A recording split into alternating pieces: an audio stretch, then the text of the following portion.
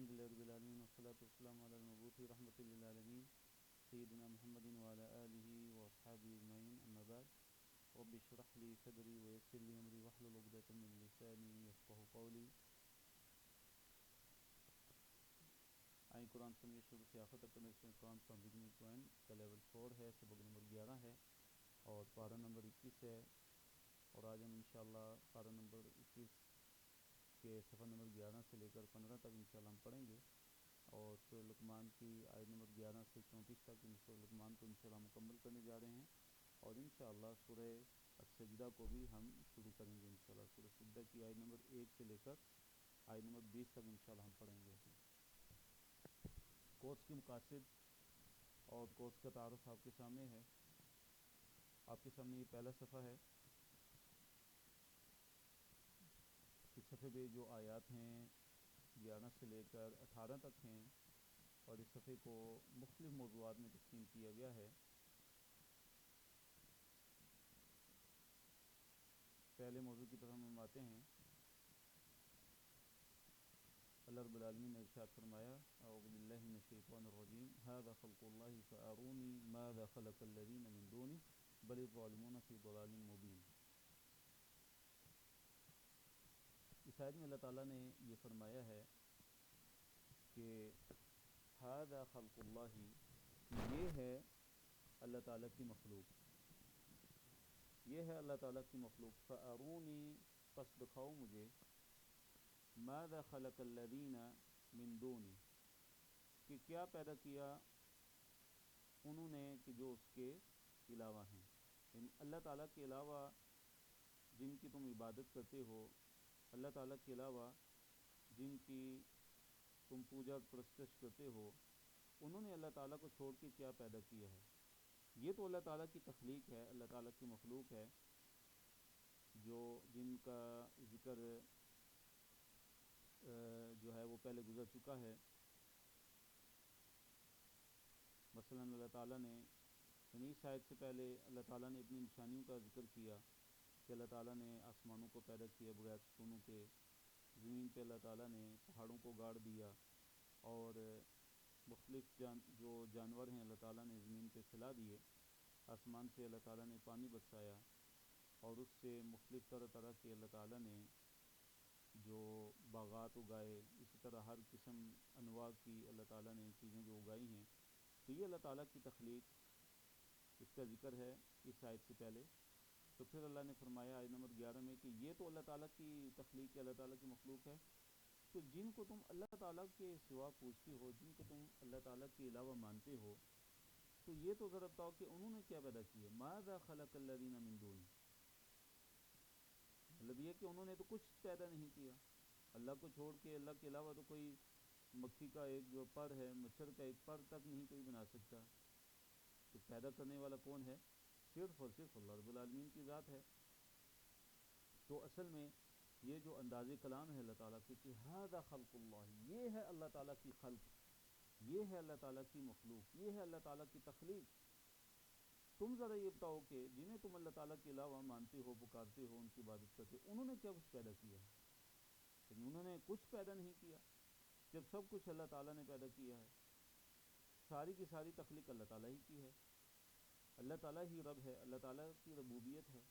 تو پھر اللہ تعالیٰ کو چھوڑ کے دوسروں کی عبادت کیوں کرتے ہو؟ پھر اللہ تعالیٰ کو چھوڑ کے دوسروں کو کیوں پوچھتے ہو، دوسروں کو کیوں پکارتے ہو؟ بل الظالمون فی ضلال مبین. اللہ نے فرمایا کہ اصل حقیقت یہ ہے کہ جو ظالم ہیں یہ گمراہی میں ہیں. بلکہ الظالمون، ظالم لوگ، فی ضلال مبین، ضلال کہتے ہیں گمراہی کو، مبین واضح، کہ ظالم جو ہیں وہ کھلی گمراہی میں ہیں. آیت نمبر 12-13 میں، آیت نمبر 12 سے اللہ تعالیٰ نے لقمان حکیم کا تذکرہ کیا ہے. لقمان جو ہیں یہ دانائی اور حکمت میں یہ معروف تھے، مشہور تھے، اور اللہ تعالیٰ کے نیک بندوں میں سے ایک بندے تھے. نبی نہیں تھے بلکہ اللہ تعالیٰ کے اولیاء میں سے تھے، اللہ تعالیٰ کے نیک بندوں میں سے تھے. اللہ تعالیٰ نے ان کا ذکر قرآن میں کیا، اللہ تعالیٰ نے ان کی تعریف کی.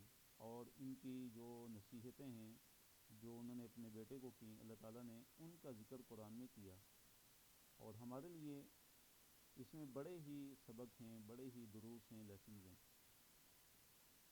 آیت نمبر 12 اللہ نے فرمایا وَلَقَدْ آتَيْنَا لُقْمَانَ الْحِكْمَةَ أَنِ اشْكُرْ لِلَّهِ، وَلَقَدْ اور بلا شبہ یقیناً آتینا ہم نے دی لقمان کو الحکمت حکمت، ہم نے لقمان کو حکمت عطا فرمائی، دانائی عطا فرمائی، انشکر للہ یہ کہ شکر ادا کرو اللہ تعالیٰ کا، ومن یشکر اور جو بھی شکر کرے گا فإنما یشکر لنفسہ جو بھی شکر ادا کرے گا تو وہ اپنے لیے ہی شکر ادا کرے گا، یعنی اس کے شکر کا جو فائدہ ہے اس کی اپنی ذات کو ہی ہوگا، اللہ تعالیٰ کا اس میں کوئی فائدہ نہیں ہے، بلکہ انسان اگر شکر کرے گا تو اپنا ہی فائدہ اس کو ملے گا، کہ اللہ تعالیٰ اس کی نعمتوں میں برکت عطا فرمائیں گے، اللہ تعالیٰ اس کو مزید عطا فرمائیں گے، کیونکہ جو ناشکری ہے وہ اللہ تعالیٰ کو ناپسند ہے، اور ناشکری کو جسے اللہ تعالیٰ نعمتوں کو چھین لیتے ہیں۔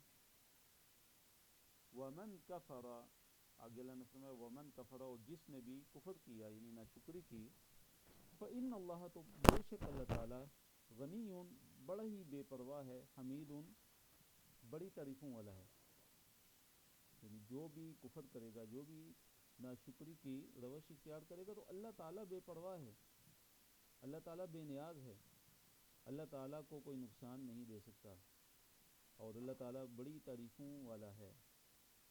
وَإِذْ قَالَ لُقْمَانُ لِابْنِهِ وَهُوَ يَعِظُهُ آیت نمبر 13 وَإِذْ قَالَ اور جب کہا لقمان نے لِابْنِهِ اپنے بیٹے کو، وَهُوَ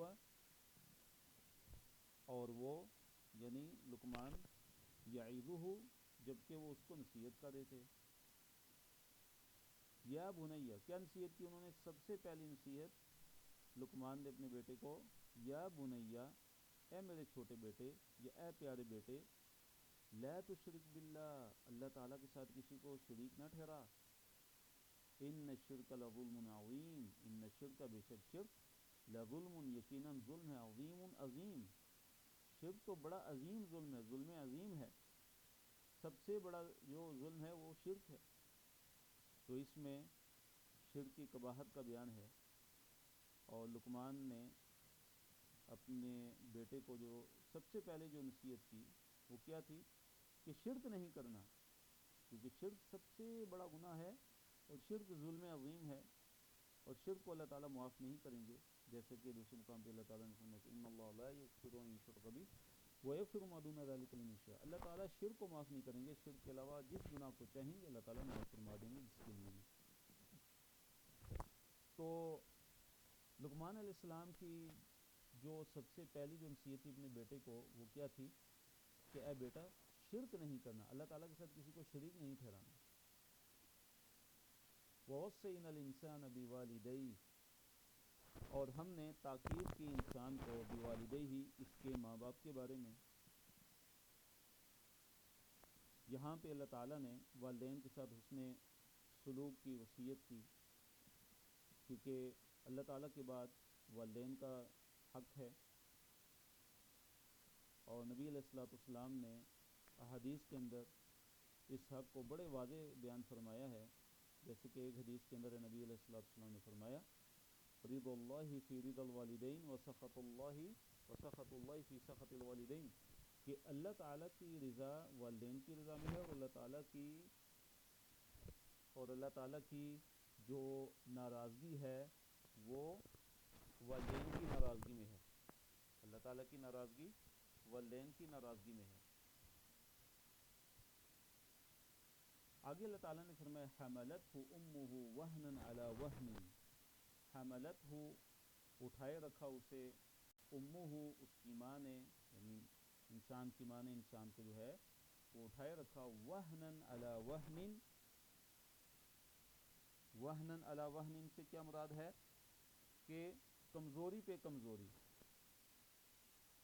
کمزوری پر کمزوری کی حالت میں، یعنی پیٹ میں اس کو اٹھائے رکھا، وفصالہ اور اس کا دودھ چھڑانا فی عامین 2 سال میں ہے، یعنی دودھ چھڑانے کی جو مدت ہے وہ 2 سال کی ہے، جو مدت رضاعت ہے کہ جس میں ماں بچے کو دودھ پلاتی ہے وہ 2 سال ہے، جیسے سورۃ بقرہ میں اللہ تعالیٰ نے فرمایا والوالدات یرضعن اولادهن حولین کاملین لمن اراد ان یتم الرضاعہ، کہ جو والدات یعنی جو مائیں ہیں وہ اپنے بچوں کو پورے 2 سال دودھ پلائیں۔ انشکر لی ولوالدیک، یہ کہ تم شکر کرو میرا اور اپنے والدین کا، الی المصیر، میری طرف ہی تمہیں لوٹ کر آنا ہے۔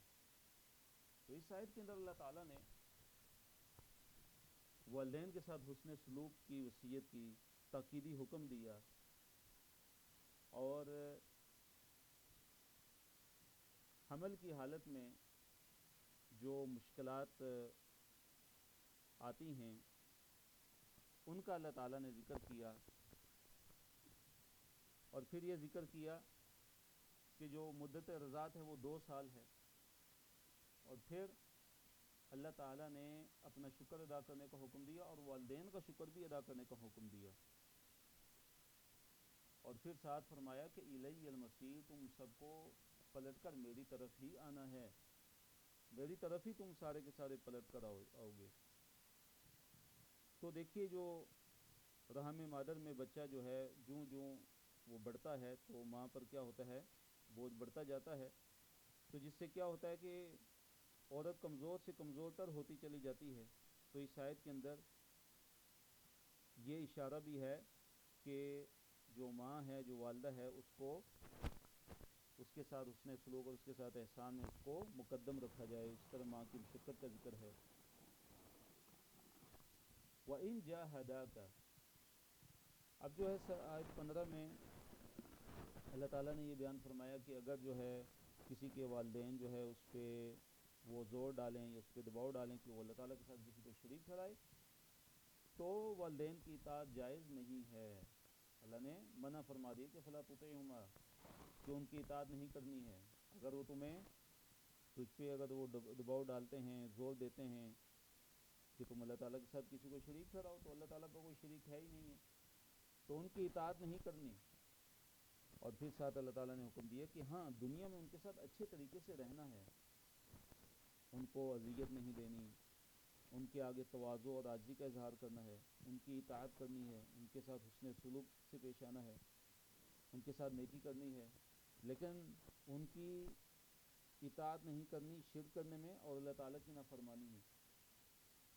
تو اللہ تعالیٰ نے فرمایا وَإِنْ، اور اگر جَاهَدَاكَ، اگر وہ دونوں تجھ پہ زور ڈالیں، دیکھیں جاہد یجاہدو سے یہ حاسب یحاسبو کا چپٹر ہے اور مثنیٰ کا تثنیہ کا ہے۔ وَإِنْ جَاهَدَاكَ، اگر وہ دونوں تجھ پہ دباؤ ڈالیں، زور دیں، فی الدنیا علی ان تشرک بی، اس بات پہ کہ تو میرے ساتھ کسی کو شریک ٹھہرائے، کہ ما لیس لک بہ علم، اس چیز کو کہ جس کا تجھے کوئی علم ہی نہیں ہے، فلا تطعہما، تو ان کا کہنا مت مان، فلا تطعہما، تو ان کی اطاعت نہیں کرنا، والدین کی اطاعت نہیں کی جائے گی اگر وہ اپنے بچے کو شرک کرنے کا حکم دیتے ہیں، تو ان کی اطاعت نہیں کی جائے گی۔ وصاحبہما فی الدنیا معروفا، وصاحبہما، اور ان کے ساتھ رہ، فی الدنیا، دنیا میں، معروفاً، معروف یعنی اچھے طریقے سے، دنیا میں ان کے ساتھ اچھے طریقے سے رہنا ہے، ان سے اچھا سلوک کرنا ہے۔ وَاتَّبِعْ سَبِيلَ مَنْ أَنَابَ إِلَيَّ، پھر اللہ تعالیٰ نے یہ حکم دیا کہ کس کے راستے پہ چلنا ہے، وَاتَّبِعْ، اور چل، سبیلا، اس کے راستے پہ، کہ من، جو انابا، رجوع کرتا ہے، الیہ، میری طرف، جو میری طرف رجوع کرتا ہے اس کے راستے پہ تم نے چلنا ہے، سیدھی جو راہ ہے، سیدھا جو راستہ ہے، جو صراط مستقیم ہے، اس پہ چلنا ہے۔ ثم، پھر الیہ، میری طرف ہی، مرجعکم، تم سب کا لوٹنا ہے، فانبئکم، پس پھر میں بتا دوں گا تمہیں، بما کنتم تعملون، جو کچھ تم کیا کرتے تھے۔ کہ اللہ تعالیٰ کیسے واضح فرما رہے ہیں، قیامت کا تذکرہ ہے، قیامت کی طرف اشارہ ہے، آخرت کی طرف اشارہ ہے، آخرت کی زندگی کی طرف اشارہ ہے، اور اللہ تعالیٰ کی طرف سے ہمیں ڈرایا بھی جا رہا ہے کہ تم دنیا میں جتنا بھی رہ لو، آخرکار تم نے ہماری طرف ہی آنا ہے، اور پھر ہم تمہیں تمہارے سارے کے سارے اعمال کی خبر دے دیں گے کہ تم دنیا میں کیا کر کے آئے ہو۔ کو اچھے اعمال ہوں گے تو اچھی جزا ملے گی، اور اگر برے اعمال ہوں گے تو جہنم کی صورت میں عذاب ملے گا، اللہ المستعان۔ تو حضرت لقمان جو ہیں وہ اپنے بیٹے کو نصیحت کر رہے ہیں، آیت نمبر 16 میں بھی ان کی ایک نصیحت کا تذکرہ ہے، اور اس کا خلاصہ یہ ہے کہ وہ نصیحت کرتے ہیں کہ اگر کوئی انسان رائی کے دانے کے برابر بھی اگر کوئی انسان عمل کرتا ہے تو اللہ تعالیٰ اس کو بھی حاضر کر لیں گے، وہ بھی قیامت کے دن جو ہے اللہ تعالیٰ اس عمل کو حاضر کریں گے، اور اس یعنی مراد یہ کہ اس عمل کی اس کو جزا ملے گی، یا مراد یہ کہ انسان کوئی بھی اچھا کام کرتا ہے یا کوئی بھی برا کام کرتا ہے، چاہے چھوٹے سے چھوٹا ہی کیوں نہ ہو، کہ اس کا وزن رائی کے دانے کے برابر بھی کیوں نہ ہو، تو پھر بھی اللہ تعالیٰ اس کو قیامت کے دن لے آئیں گے۔ تو اس سے پتہ چلتا ہے کہ اللہ تعالیٰ کا علم کتنا زبردست، اور اللہ تعالیٰ کی قدرت کا بیان ہے اس میں، کہ اللہ تعالیٰ نہ صرف یہ کہ تمہیں دوبارہ زندہ کریں گے، بلکہ اللہ تعالیٰ تمہارے یعنی خفیہ ترین جو اعمال ہیں کہ جن تک کسی کی کوئی پہنچ ہو ہی نہیں سکتی، تو وہ بھی اللہ تعالیٰ حاضر کر لیں گے۔ یا بنیا، اے بیٹے، انہا، بے شک، ان تکو، اگر کوئی چیز ہو، مثقال حبۃ من خردل، رائی کے دانے کے وزن کی ہو، مثقال کسے کہتے ہیں وزن کو، اور حبہ کسے کہتے ہیں دانے کو، اور خردل کسے کہتے ہیں رائی کو، یعنی اگر کوئی چیز رائی کے دانے کے برابر کے وزن کی ہو، رائی کے دانے کے وزن کی ہو، اچھا، فتکون، پس وہ ہو، فی صخرۃ، کسی چٹان میں، صخرہ کسے کہتے ہیں چٹان کو کہتے ہیں، پس وہ جو رائی کے دانے کے برابر جو چیز ہے وہ کسی چٹان میں ہو، دور دراز کسی بھی چٹان میں ہو، حتیٰ کہ کوئی ایسا پتھر ہو کہ جو چاروں طرف سے بالکل بند ہو، اس کے اندر ہو پھر بھی، او فی السماوات، یا آسمانوں میں ہو، او فی الارض، یا زمین میں ہو، یأتی بہ اللہ، تو اللہ تعالیٰ اسے لے آئے گا، اللہ تعالیٰ اسے قیامت کے دن حاضر کر لے گا، اس عمل کو کہ جو خفیہ ترین عمل ہے اس کو بھی اللہ تعالیٰ حاضر کرے گا، وہ عمل بھی حاضر ہو جائے گا، اور پھر اس پہ انسان کو جزا ملے گی، چاہے وہ عمل جو ہے برائی کا عمل ہو، چاہے وہ اچھائی کا عمل ہو، چاہے برائی کا ہو چاہے اچھائی کا ہو، تو اس کو اللہ تعالیٰ حاضر کر لے گا۔ ان اللہ، بے شک اللہ تعالیٰ، لطیف، بڑی باریک بین ہے، اور خبیر، اللہ تعالیٰ پوری خبر رکھنے والا ہے، اللہ تعالیٰ بڑا لطیف ہے اور خبیر، بڑی خبر رکھنے والا ہے۔ آیت نمبر 17 میں مزید جو ہے نصیحتیں ہیں حضرت لقمان کی، لقمان حکیم کی، تو وہ نصیحتیں کیا ہیں؟ آیت نمبر 17 میں ایک نماز کا، کہ نماز قائم کرو، امر بالمعروف، نیکی کا حکم دو، اور نہی عن المنکر، برائی سے منع کرنا، اور اسی طرح صبر کی تلقین، یہ تین نصیحتیں آیت نمبر 17 میں مذکور ہیں۔ تو اب یہ جو اللہ تعالیٰ بیان فرما رہے ہیں، اب یہ ان کا مقصد کیا ہے؟ ان کا مقصد کیا ہے کہ ہم یہ پڑھیں، ہم سنیں اور ان پہ عمل کریں، نہ کہ ہم جو ہے قصے کے طور پہ اس کو لے لیں اور پڑھتے چلے جائیں، ایسا نہیں ہے، بلکہ قرآن کا ایک مقصد ہے، قرآن کتاب ہدایت ہے، اگر ہمیں اس سے ہدایت اگر نہیں ملتی تو اس کا مطلب یہ ہے کہ ہم خسارے میں ہیں۔ قرآن کا کیونکہ مقصد ہی ہدایت ہے، کتاب ہدایت ہے، یہ آسمانی صحیفہ ہے، اور اس کے بارے میں اللہ تعالیٰ نے فرمایا کہ لا یأتی الباطل من بین یدیہ ولا من خلفہ، باطل نہ آگے سے آ سکتا ہے نہ پیچھے سے آ سکتا ہے۔ یہ وہ عظیم کتاب ہے کہ جس کے بارے میں اللہ تعالیٰ نے یہ چیلنج دیا کہ اس جیسی ایک صورت ہی لے کے آؤ، اس قرآن کی صورتوں میں سے کوئی ایک صورت تک کوئی نہیں لا سکا آج تک، ایسی عظیم کتاب ہے، ایسی عظمت والی کتاب ہے، ایسی فصیح و بلیغ کتاب ہے۔ تو اس میں جو اللہ تعالیٰ یہ ذکر کرتے ہیں، نصیحتوں کا ذکر ہے، اوامر کا ذکر ہے، نواہی سے اجتناب کا حکم ہے، کبھی جنت کا تذکرہ ہے، کبھی جہنم کا تذکرہ ہے، کبھی قیامت کے دن کا تذکرہ ہے، تو یہ سارا کا سارا کس لیے کہ ہمارا ایمان بڑھے، ہمارا ایمان مضبوط ہو، اور ہم ہدایت پکڑیں، ہم ہدایت پہ آ جائیں، ہم سیدھے راستے پہ آ جائیں، اور ہم قرآن کے جو اوامر ہیں اور اس طرح قرآن کے جو نواحی ہیں، جن چیزوں سے قرآن منع کرتا ہے، جن چیزوں کو قرآن حکم دیتا ہے، جن چیزوں کا قرآن حکم دیتا ہے ہم ان پہ عمل کرنے والے بنیں، جن چیزوں سے قرآن منع کرتا ہے ہم ان سے رک جائیں۔ تو 3 نصیحتیں ہیں اس آیت کے اندر۔ پہلی نصیحت کیا ہے کہ یا بنیا، اے پیارے بیٹے یا اے چھوٹے بیٹے، اقیم قائم کر الصلاۃ، نماز کو، اقیم الصلاۃ، نماز کو قائم کر۔ تو دیکھیے نماز کو قائم کرنے کا حکم ہے، نماز کو پڑھنے کا حکم نہیں ہے کہیں بھی قرآن میں، بلکہ کیا ہے، قائم کرنے کا حکم ہے۔ قائم کرنے سے کیا مراد ہے کہ نماز کو نماز کی شروط کے ساتھ، اس کے واجبات کے ساتھ، اس کے مستحبات کے ساتھ، خشوع و خضوع کے ساتھ، جماعت کے ساتھ ادا کیا جائے۔ دوسری نصیحت وَأْمُرْ، و اور اُمر، حکم دو، بالمعروف، معروف کا، تو وَأْمُرْ بِالْمَعْرُوفِ، معروف کا حکم دو، نیکی کا حکم دو، وَانْہَا، اور منع کرو، عن المنکر، منکر سے، برائی سے، امر بالمعروف نہیں، المنکر کا حکم کہ نیکی کا حکم دینا ہے اور برائی سے منع کرنا ہے۔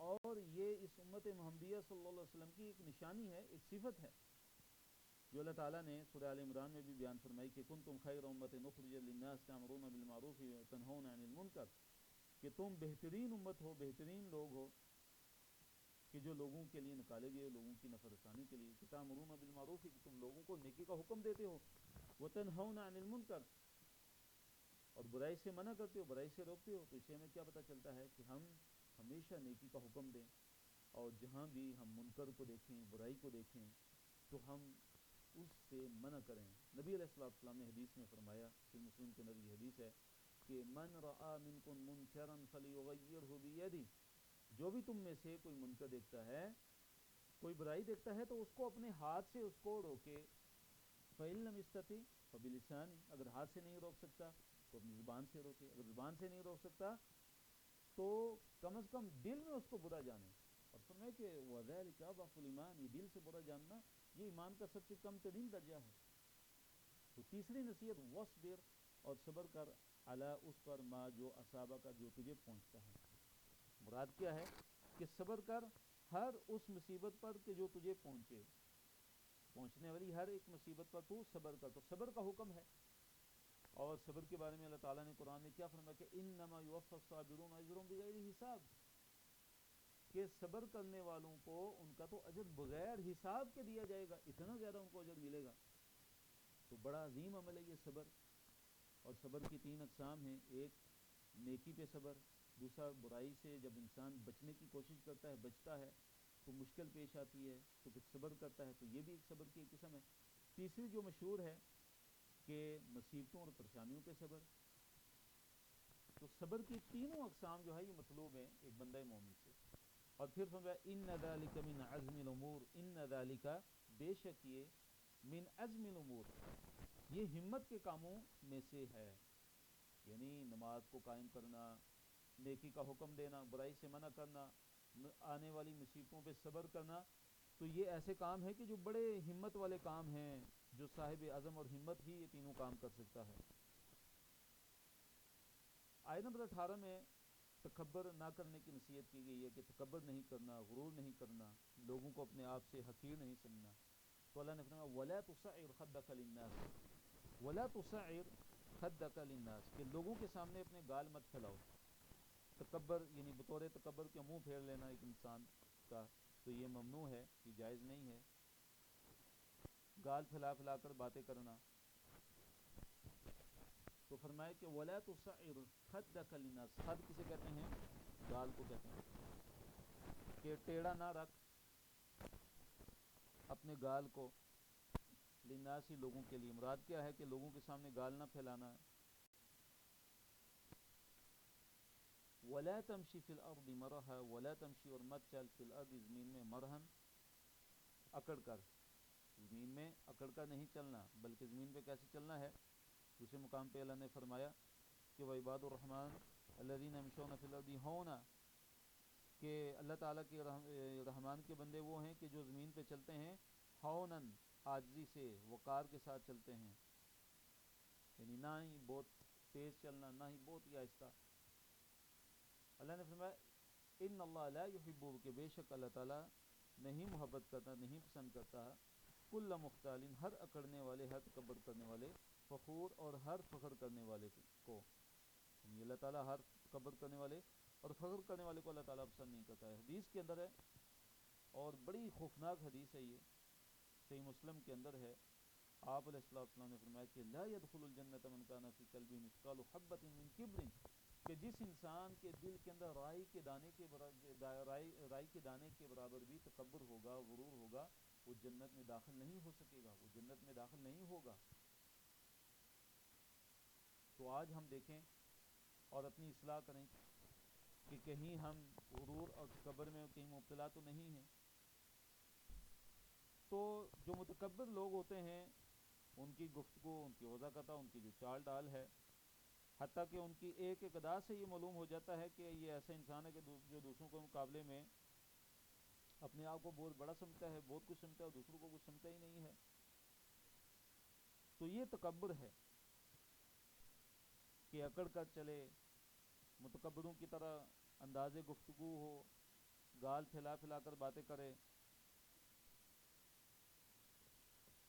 تو یہ اخلاقی جو جرائم ہیں، جو برے اخلاق ہیں، تو ان سے ان آیات کے اندر منع کیا گیا ہے. اس کے بعد اگلی آیت نمبر 19 کی طرف آتے ہیں، دوسرا صفحہ ہمارا.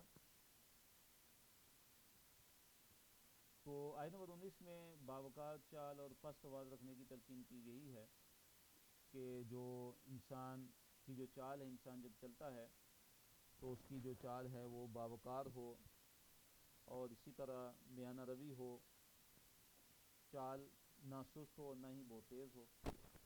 اللہ نے فرمایا وقصد، اور میانہ روی رکھ، فی مشی کا، اپنی چال میں. اپنی چال میں کیا رکھ؟ میانہ روی رکھ.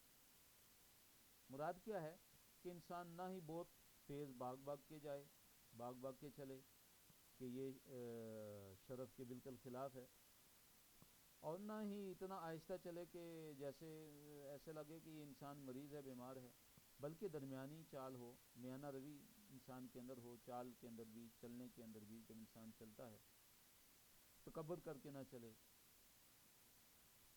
وَغْضُضْ مِنْ صَوْتِكَ، اور اپنی آواز کچھ نیچی رکھ. وَغْضُضْ، اور نیچی رکھ، مِنْ صَوْتِكَ، اپنی آواز، یعنی اپنی آواز کو انسان کو چاہیے کہ وہ نیچا رکھے، کیونکہ زیادہ چیخ کر چلا کر بات جو ہے کرنا یہ منع ہے. زیادہ اونچی آواز سے اگر بات جو ہے اگر کرنا ہے تو اگر یہ زیادہ اونچی آواز سے اگر بات کرنا اگر پسندیدہ ہوتا ہے تو گدھے کی آواز تو سب سے اونچی ہے اور سب سے جو بری ہے. ان انکر الاصوات لصوت الحمیر، اللہ نے فرمایا ان انکر الاصوات، کہ سب آوازوں سے جو بری آواز ہے وہ کس کی ہے؟ لصوت الحمیر، گدھوں کی آواز ہے. تو زیادہ اونچی آواز سے بات کرنا یہ پسندیدہ عمل نہیں ہے بالکل. مراد کیا ہے کہ دھونس جمانے کے لیے، تکبر کی وجہ سے، روب جمانے کے لیے، کسی کو ذلیل کرنے کے لیے اگر کوئی اونچی آواز میں باتیں کرتا ہے، آواز کو اپنی آواز کو اونچا کرتا ہے، تو یہ جائز نہیں ہے، یہ برے اخلاق میں سے ہے. ہاں جہاں پہ ضرورت ہو تو وہاں پہ انسان اپنی آواز اونچی کر کے بول سکتا ہے. مرادی کے مثلاً زیادہ لوگ ہیں، اب وہ آہستہ بولے گا تو سب کو سمجھ نہیں آئے گی. اسی طرح مثلاً ایک استاد ہے، بچوں کو پڑھا رہا ہے، اگر وہ اپنی آواز بھی اونچی نہیں کرے گا ان کو تربیت کے لیے، ان کو ادب سکھانے کے لیے، تو ایسے استاد کا تو کوئی اثر ہی نہیں ہوگا. اس لیے وہ اپنی آواز اونچی کر سکتا ہے، وہ تربیت کے لیے، ان کو ادب سکھانے کے لیے، ڈانٹنے کے لیے، تربیت کے طور پہ. اس کے علاوہ جو ہے کوئی جو ہے مذموم اگر کوئی مقصد ہے، کوئی برا مقصد ہے، تو اس کے لیے آواز جو اونچی کرنا اس طرح وہ ممنوع ہے. تو ساتھ اللہ تعالیٰ نے کیا فرمایا کہ ان انکر الاصوات لصوت الحمیر، کہ جو سب سے جو آوازوں میں سے جو بری آواز ہے تو وہ گدھوں کی آواز ہے. حدیث کے اندر نبی علیہ السلام نے فرمایا کہ گدھے کی آواز سنو تو شیطان سے پناہ مانگو. تو اونچی آواز کو گدھوں کی مانند جو ہے، گدھوں کی مانند قرار دیا گیا ہے. آیت نمبر 20 میں اللہ تعالیٰ نے یہ تذکرہ کیا، یہ ذکر کیا، بیان فرمایا کہ زمین و آسمان کی ہر چیز انسان کے لیے مسخر ہے، اور اللہ تعالیٰ نے انسان کے لیے انسان پہ اپنی جو ظاہری جو نعمتیں ہیں، جو باطنی جو نعمتیں ہیں، اللہ تعالیٰ نے وہ پوری کر دی ہیں. اور اسی طرح بعض ایسے لوگ ہیں کہ جو اللہ تعالیٰ کی ذات کے بارے میں جھگڑتے ہیں، بحثیں کرتے ہیں، حالانکہ نہ ہی ان کے پاس کوئی علم ہوتا ہے، نہ ہی ان کے پاس کوئی ہادی کی ہدایت ہے، اور نہ ہی کوئی ان کے پاس آسمانی کتاب ہے کہ جس سے وہ اپنے بحث و مباحثہ اور جھگڑے کا جو ہے وہ کوئی ثبوت پیش کر سکیں. تو لذیذ ترجمے کی طرف آتے ہیں. اللہ نے فرمایا الم ترو، کیا تم سب نے نہیں دیکھا، ان اللہ کی یقیناً اللہ تعالیٰ سخر، اس نے مسخر کر دیا، یعنی خدمت میں لگا دیا، کام میں لگا دیا، ما فی السماواتی، جو کچھ آسمانوں میں ہے، وہ ما فی الارض، اور جو زمین میں ہے. یعنی اللہ تعالیٰ نے انسان کے لیے جو کچھ آسمانوں میں اور جو کچھ زمین میں، اللہ تعالیٰ نے انسان کے لیے مسخر کر دیا ہے، یعنی انسان کے فائدے میں اس کو لگا دیا ہے، انسان کے فائدے میں لگا دیا ہے، انسان کی خدمت میں لگا دی ہے، انسان کے کام میں لگا دی ہے. پھر فرمایا وَأَسْبَغَ عَلَيْكُمْ نِعْمَهُ ظَاهِرَةً وَبَاطِنَةً، وَأَسْبَغَ، اور پوری کر دی اس نے، یعنی اللہ تعالیٰ نے، علیکم تم پر، نعمہ اپنی نعمتیں، ظاہرةً ظاہری کھلی، وباطنةً اور چھپی ہوئی باطنی نعمتیں. تو کھلی نعمتیں، ظاہری نعمتیں کون سی ہیں اور باطنی نعمتیں کون سی ہیں؟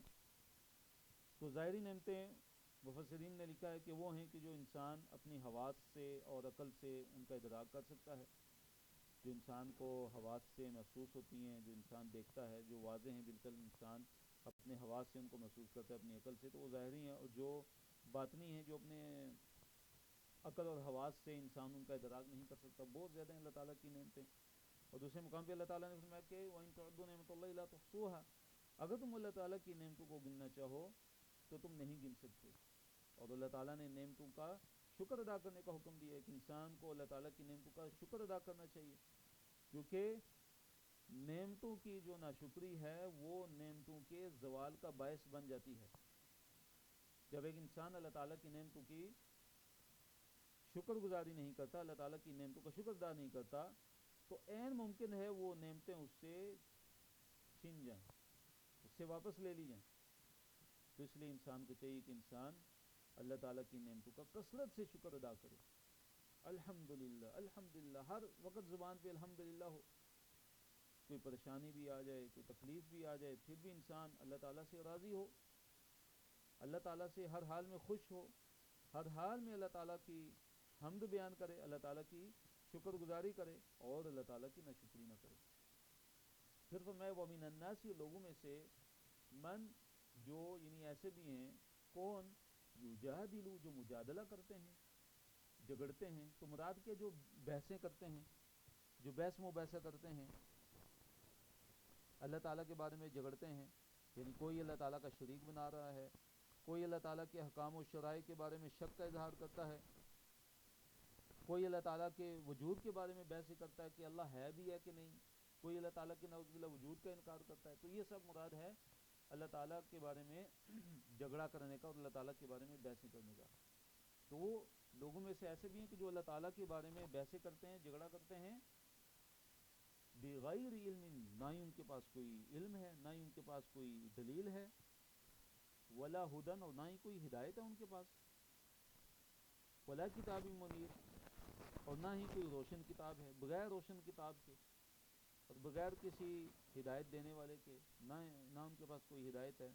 بس کیسے وہ کرتے ہیں اللہ تعالیٰ کے بارے میں بحثیں اور مجادلہ، کیسے کرتے ہیں؟ آباء و اجداد کی اندھی تقلید اور شیطان کی پیروی کرتے اور نفس کی پیروی کرتے ہوئے. وَإِذَا قِيلَ لَهُمُ اتَّبِعُوا مَا أَنزَلَ اللَّهُ،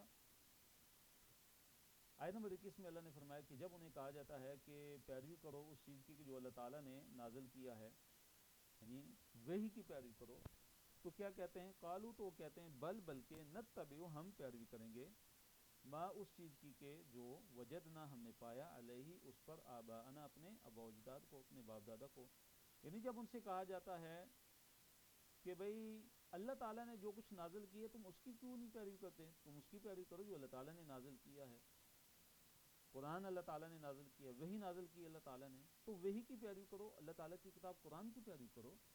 تو کہتے ہیں نہیں نہیں نہیں، ہم نے اپنے آباء و اجداد پہ جو کام جو ہم نے ان کو کرتے دیکھا ہے، جن کی وہ عبادت کرتے رہے، تو ہم بھی اسی کی عبادت کریں گے، ہم بھی انہی کی عبادت کریں گے، ہم بھی انہی کے پیچھے چلیں گے۔ تو یہ ہے ان کی دلیل کہ آباء و اجداد کی اندھی تقلید کرتے تھے۔ اور آج بھی ایسے لوگ آپ کو بہت زیادہ ملیں گے کہ جو واضح قرآن کی آیت ہے، واضح نبی علیہ السلام کی حدیث ہے، لیکن اس کے باوجود بھی وہ اپنے طرز عمل کو تبدیل کیوں نہیں کرتے؟ اپنے طرز عمل کو اس لیے تبدیل نہیں کرتے کہ وہ کہیں کہ بھائی ہمارے آباء و اجداد ہی کام کرتے رہے ہیں تو ہم کیسے چھوڑ سکتے ہیں ان کو۔ تو اللہ اور اس کے رسول صلی اللہ علیہ وسلم کے مقابلے میں ان سے آگے کوئی بھی نہیں ہے، ان سے مقدم تو کوئی بھی نہیں ہے۔ اللہ نے ہمیں پیدا ہی اپنی عبادت کے لیے کیا، اپنی اطاعت کے لیے کیا ہے، تو اللہ اور اس کے رسول صلی اللہ علیہ وسلم کے مقابلے میں کسی کی بھی اطاعت نہیں کی جائے گی۔ اب اللہ نے فرمایا اولو کان الشیطان یدعوہم الی عذاب السعیر، کہ اور کیا اگرچہ کیا اور لو اگر اور کیا اگرچہ کان الشیطان شیطان ہو یدعوہم ان کو بلاتا ہو الی عذاب السعیر بھڑکتی آگ کے عذاب کی طرف، یعنی شیطان انہیں اگرچہ بھڑکتی آگ کے عذاب کی طرف بلاتا رہا ہو، یعنی شیطان اگر تمہارے باء اجداد کو جہنم کی طرف لے کر جا رہا ہے تو بھی تم اپنے باء اجداد کی پیروی کرو گے، یعنی تمہیں اپنے باء اجداد کی پیروی نہیں کرنی چاہیے۔ تو تقلید آباء اصل میں شیطان کی پیروی ہے، آباء و اجداد کی اندھی تقلید۔ اور اسی طرح اس آیت سے ہمیں یہ پتہ چلتا ہے کہ شیطان کی جو پیروی ہے اس کا جو لازمی جو نتیجہ ہے وہ جہنم کی صورت میں نکلتا ہے۔ جو بھی انسان شیطان کے پیچھے چلتا ہے تو شیطان اس کو جہنم کی طرف لے کر جاتا ہے۔ اس کے بعد اللہ تعالیٰ نے ان لوگوں کا تذکرہ کیا کہ جو اپنے آپ کو اللہ تعالیٰ کے سپرد کر دیتے ہیں، جو اپنا پورا وجود اللہ تعالیٰ کے سپرد کر دیتے ہیں، اللہ تعالیٰ کے تابع فرمانبردار ہو کے اور اللہ تعالیٰ کی رضا کے لیے عمل کرتے ہیں۔ فرمایا وَمَن يُسْلِمْ وَجْهَهُ إِلَى اللَّهِ، ومن اور جو کوئی یسلم سپرد کر دے، تابع کر دے، وجہہ اپنے چہرے کو الی اللہ اللہ تعالیٰ کے، یعنی جو اپنا چہرہ اللہ کے سپرد کر دے، وہ محسن اور وہ نیکی کرنے والا ہو، اور وہ محسن ہو یعنی نیکی کرنے والا ہو۔ تو محسن سے مراد کیا ہے؟ جن چیزوں کا اللہ تعالیٰ نے حکم دیا ان کی اتباع کرنے والا ہو، ان کی پیروی کرنے والا ہو، اللہ تعالیٰ کے جو فرائض مقرر کردہ ہیں ان کو پورا کرنے والا ہو۔ اسی طرح منہیات جن سے اللہ تعالیٰ نے جو بچنے کا حکم دیا ہے ان سے بچنے والا ہو تو وہ محسن ہے۔ اسی طرح محسن کا ایک مطلب کیا ہے؟ لوگوں کے ساتھ احسان کرنے والا۔ اور محسن کا ایک مطلب کیا ہے کہ عبادت کے اندر احسان کرنے والا، اللہ تعالیٰ کی عبادت کو بہترین انداز میں سر انجام دینے والا۔ جیسے کہ حدیث کے اندر ہے، نبی علیہ السلام سے پوچھا گیا، جبریل علیہ السلام نے پوچھا کہ مال احسان، احسان کیا ہے؟ تو آپ علیہ السلام نے فرمایا کہ انت عبد اللہ کا انک تراہ، کہ تم اللہ تعالیٰ کی ایسے عبادت کرو کہ جیسے گویا کہ تم اللہ تعالیٰ کو دیکھ رہے ہو۔ فَإِن لَمْ تَكُن تَرَاهُ فَإِنَّهُ يَرَاكَ، کہ اگر تم اللہ تعالیٰ کو نہیں دیکھتے تو پھر اللہ تعالیٰ تمہیں دیکھ رہا ہے، یعنی کم از کم اتنی کیفیت پیدا کر لو کہ اللہ مجھے دیکھ رہا ہے، اللہ کا مراقبہ ہونا چاہیے۔ تو اللہ نے فرمایا فَقَدْ وَهُوَ مُحْسِنٌ فَقَدْ اسْتَمْسَكَ بِالْعُرْوَةِ الْوُثْقَىٰ، فقد تو یقیناً استمسک اس نے اچھی طرح پکڑ لیا، بالعروۃ الوثقیٰ مضبوط کڑا، ہلکا۔ عروہ کسے کہتے ہیں؟ کڑے کو کہتے ہیں، ہلکے کو کہتے ہیں۔ الوثقیٰ جو مضبوط ہے، اس وثقیٰ اوسط کی جو ہے وہ تانیث ہے، مؤنث ہے، یعنی جو بھی اپنے چہرے کو اللہ تعالیٰ کے سپرد کر دے گا، مراد کہ اپنا پورا وجود اللہ تعالیٰ کے احکام کے مطابق، اللہ کے احکام اپنے وجود پہ لاگو کرے گا، اللہ تعالیٰ کی شریعت کے مطابق عمل کرے گا، وہ محسن اور وہ نیکی کرنے والا ہوگا، تو اس نے ایک ایسے کڑے کو مضبوطی سے تھام لیا، اچھی طرح تھام لیا کہ جو بڑا مضبوط ہلکا ہے، بڑا ہی مضبوط جو ہے وہ کڑا ہے۔ اب کیا ہے کہ جب اس نے اسلام کی رسی کو کہ جو مضبوط جو ہلکے ہو، جب اس نے اسلام کی جو رسی ہے اس کے مضبوط ہلکے کو جب اچھی طرح جب تھام لیا، اب کیا ہے کہ اب اسے بلندی سے پستی کی طرف، یہ جہنم میں اس کو گرنے کا خطرہ نہیں ہے، کیونکہ اس نے ایک مضبوط ہلکے کو بڑی اچھی طرح تھام لیا ہے۔ وَإِلَى اللَّهِ عَاقِبَةُ الْأُمُورِ، اللہ نے فرمایا کہ وَإِلَى اللَّهِ، اللہ ہی کی طرف عاقبۃ انجام الامور تمام کاموں کا ہے، یعنی سارے کے سارے جو امور ہیں، سارے کے سارے جو کام ہیں، ان کا جو انجام ہے وہ اللہ تعالیٰ ہی کی طرف ہے، اور وہی اللہ تعالیٰ ہی ان کی جزا دے گا۔ ومن کفر، اور جو کوئی بھی کفر کرے گا، فلا یحزن کا کفر، فلا یحزن کا تو پس غم میں نہ ڈالے آپ کو، کفر ہو اس کا کفر۔ تو یہاں پہ اللہ تعالیٰ نے نبی علیہ السلام کو یہ تسلی دی اور فرمایا کہ جو بھی کفر کرے تو اے نبی صلی اللہ علیہ وسلم آپ کو جو اس کا کفر ہے وہ غم میں نہ ڈالے۔ الینا مرجعہم، ان کا لوٹ کر آنا ہماری طرف ہے، فننبئہم، پس ہم بتا دیں گے انہیں، بما عملوا، جو انہوں نے عمل کیے، جو انہوں نے عمل کیے، قیامت کے دن ہم ان کو ان کے اعمال کے بارے میں ہم آگاہ کر دیں گے، ان کو ہم بتا دیں گے کہ تم دنیا میں یہ کر کے آئے ہو۔ ان اللہ، بے شک اللہ تعالیٰ، علیم، خوب جاننے والا ہے، بذات الصدور، سینوں کی باتیں۔ اللہ تعالیٰ تو سینوں کی باتوں کو جاننے والا ہے۔ تو اس میں کفار کے لیے زبردست وعید ہے کہ تم جو ہے دنیا میں تم رہ رہے ہو اور اللہ تعالیٰ کی نافرمانی کرتے ہو، اللہ تعالیٰ کے ساتھ کفر کرتے ہو، اللہ تعالیٰ کے دین میں تم داخل نہیں ہوتے ہو، تو تمہارا جو لوٹنا ہے وہ ہماری طرف ہی ہے، تو ہم تمہیں تمہارے اعمال کے بارے میں ہم بتا دیں گے اور اس کے مطابق تو تمہیں جزا ملے گی، اور اللہ تعالیٰ سینوں کی باتوں کو جاننے والا ہے۔ دنیا کا فائدہ قلیل ہے، اور اس کے بعد سخت عذاب کی وعید ہے کفار کے لیے۔ فرمایا نمتعہم قلیلا، نمتعہم اصل میں متاع سے ہے، متاع کسے کہتے ہیں؟ ساز و سامان کو۔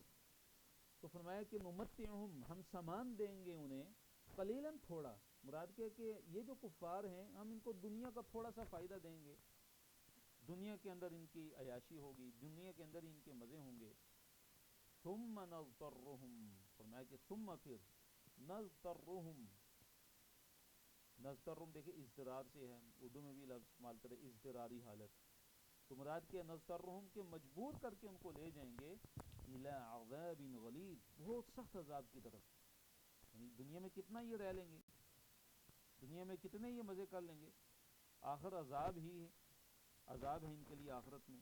اس لیے ہمیں چاہیے کہ ہم، اللہ تعالیٰ نے ہمیں جو ایمان کی جو دولت عطا فرما دی ہے، توحید کی دولت عطا فرما دی ہے، تو ہم اللہ تعالیٰ کی اس عظیم نعمت، جو ہدایت کی جو نعمت ہے، جو ایمان کی جو نعمت ہے، جو توحید کی جو نعمت ہے، اللہ تعالیٰ کی اس عظیم نعمت پہ ہم بہت زیادہ اللہ تعالیٰ کو شکر ادا کریں کہ اللہ تعالیٰ نے ہمیں اہل ایمان میں سے بنایا، اللہ تعالیٰ نے ہمیں اہل اسلام میں سے بنایا، اور اللہ تعالیٰ نے ہمیں ان لوگوں میں سے نہیں بنایا کہ جن کے بارے میں اللہ تعالیٰ یہ وعید فرما رہے ہیں کہ نمتعہم قلیلا ثم نضطرہم الی عذاب غلیظ، کہ ہم انہیں جو ہے دنیا کا ہم تھوڑا سا فائدہ ہم ان کو دیں گے، دنیا میں ان کے تھوڑے سے مزے ہوں گے، جن کو یہ سمجھتے ہیں کہ دنیا کی زندگی ہے، اسی میں جتنا مزہ ہے وہ اٹھا لو، جتنا فائدہ اٹھا سکتے ہو اٹھا لو، آخرت کے انکاری ہیں، آخرت کے منکر ہیں۔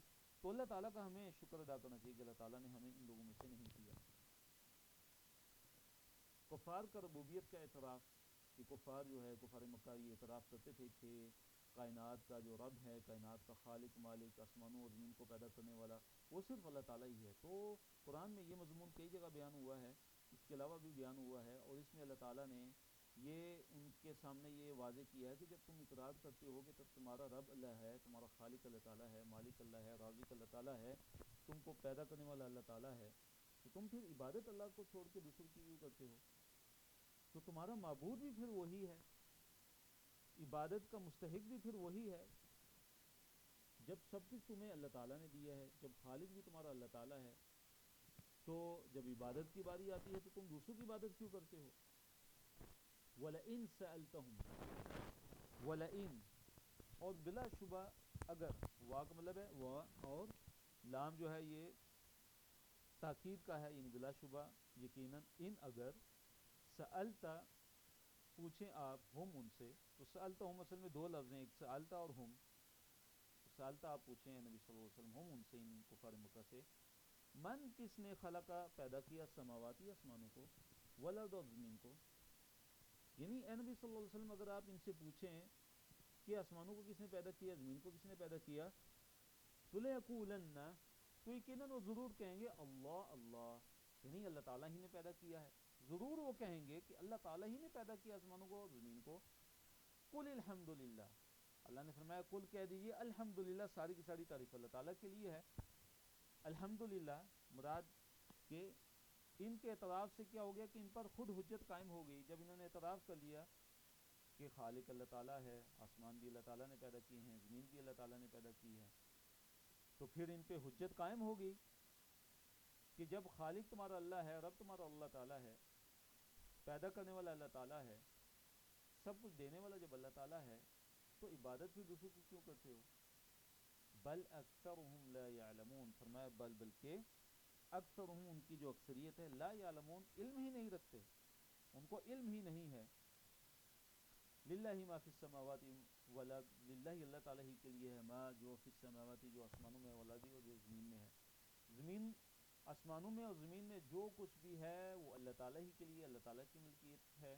ان اللہ، بے شک اللہ تعالیٰ، هو الغنی، وہی جو ہے غنی ہے، سب سے بے پرواہ ہے، الحمید، اور بڑا ہی تعریف والا ہے. اللہ تعالیٰ کے کلمات کا ذکر ہے کہ اللہ تعالیٰ کے کلمات کو لکھنا کیا ہے؟ ناممکن ہے. اللہ تعالیٰ کے جو کلمات ہیں ان کو لکھنا ناممکن ہے. تو اللہ تعالیٰ نے فرمایا ولو، اور اگر، انما، واقعی ایسا ہو کہ جو فی الارض، جو زمین میں ہے، من شجرۃ، جو بھی درخت، اقلام، وہ کلمے ہوں، یعنی اگر واقعی ایسا ہو کہ زمین میں جو بھی درخت ہیں وہ کلمے بن جائیں، والبحر یمدہ من بعدہ سبعۃ ابحر، والبحر یمدہ، اور سمندر اس کی کیا ہو؟ سیاہی ہو، من بعدہ سبعۃ ابحر، جس کے بعد 7 سمندر اور ہوں، ما نفدت، تو نہ ختم ہوں، کلمات اللہ، اللہ تعالیٰ کی باتیں، اللہ تعالیٰ کے کلمات. مراد کیا ہے کہ زمین میں جتنے بھی درخت ہیں یہ کلمے بن جائیں، جتنے بھی جو سمندر ہیں وہ سیاہی بن جائیں. اب وہ جو سمندر ہیں جو سیاہی بن گئے، وہ کلمے جو درخت تھیں جو کلمے بن گئے، وہ اللہ تعالیٰ کی باتیں، اللہ تعالیٰ کے جو کلمات ہیں، اللہ تعالیٰ کا جو کلام ہے، اگر وہ لکھنا شروع کر دیں تو کلمے جو ہیں وہ ختم ہو جائیں گی، گس جائیں گی، اور سمندروں کی جو سیاہی ہے وہ ختم ہو جائے گی، لیکن اللہ تعالیٰ کے جو کلمات ہیں وہ ختم نہیں ہوں گے. بڑی عظیم آیت ہے. دیکھیے کتنی اللہ تعالیٰ کی عظمت کا بیان ہے، اللہ تعالیٰ کے جلال کا بیان ہے، اللہ تعالیٰ کے اسماء حسنی اور جو صفات علیٰ ہیں، کامل کلمات کا بیان ہے، اللہ تعالیٰ کی کبریائی کا بیان ہے کہ اللہ تعالیٰ کے کلمات ایسے ہیں کہ جن کی نہ ابتدا ہے اور نہ ہی انتہا ہے اور نہ ان کا کوئی شمار ہے، کہ اللہ تعالیٰ کی کلمات کبھی ختم نہیں ہو سکتے. اور مفسرین نے لکھے کہ جو 7 سمندروں کا اللہ تعالیٰ نے ذکر کیا ہے نا، یہ مراد یہ نہیں ہے کہ 8 سمندر آ جائیں تو اللہ کے کلمات نعوذ باللہ ختم ہو جائیں گے، نہیں، بلکہ 7 کیا، سمندر آتے جائیں، کلمے جو ہے وہ بنتی جائیں، اللہ کے کلمات لکھے جاتے جائیں، تو اللہ کے کلمات نہیں ختم ہوں گے کبھی بھی. اللہ اکبر. تو دیکھیے اللہ تعالیٰ کی عظمت، اللہ تعالیٰ کی بڑائی، اللہ تعالیٰ کا جلال، کتنی عظیم آیت ہے یہ. فرمایا کہ ما نفدت کلمات اللہ، اللہ تعالیٰ کے جو کلمات ہیں وہ کبھی ختم ہونے والے نہیں ہیں. ان اللہ، بے شک اللہ تعالیٰ، عزیز، اللہ تعالیٰ بڑا ہی عزیز، بڑا ہی زبردست ہے، حکیم، اللہ تعالیٰ بڑی حکمت والا ہے. اگلے صفحے کی طرف چلتے ہیں. صفحہ نمبر 414 ہے، پارہ نمبر 21 ہے، اور اس صفحے پہ جو آیات ہیں وہ 28 سے لے کر 34 تک ہیں. آیت نمبر 28، تمام مخلوق کا پیدا کرنا ایک جان کے پیدا کرنے کی طرح ہے. یعنی اللہ تعالیٰ کے لیے تمام مخلوق کا پیدا کرنا پہلی دفعہ اور اسی طرح ان کو دوبارہ اٹھانا ایسا ہے کہ جیسے ایک جان کا پیدا کرنا ہے. یہ اللہ تعالیٰ کے لیے مشکل نہیں ہے. فرمایا اللہ تعالیٰ نے ما خلقکم، نہیں ہے تمہارا پیدا کرنا، ولا بعثکم، اور نہ تمہارا اٹھانا، الا کنفس واحدۃ، مگر ایک جان کی طرح. یعنی وہ جو چاہتا ہے وہ اللہ تعالیٰ وہ کرتا ہے. اللہ تعالیٰ صرف ایک کن کہتا ہے تو وہ چیز معرض وجود میں آ جاتی ہے پلک جھپکتے ہی.